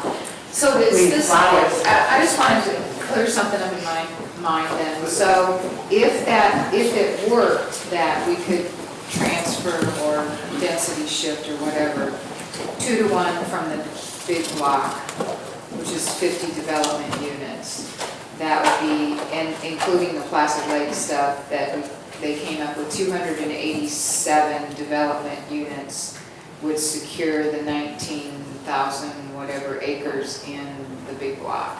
You're talking about 50 development units for 25,000 acres. Well, 19.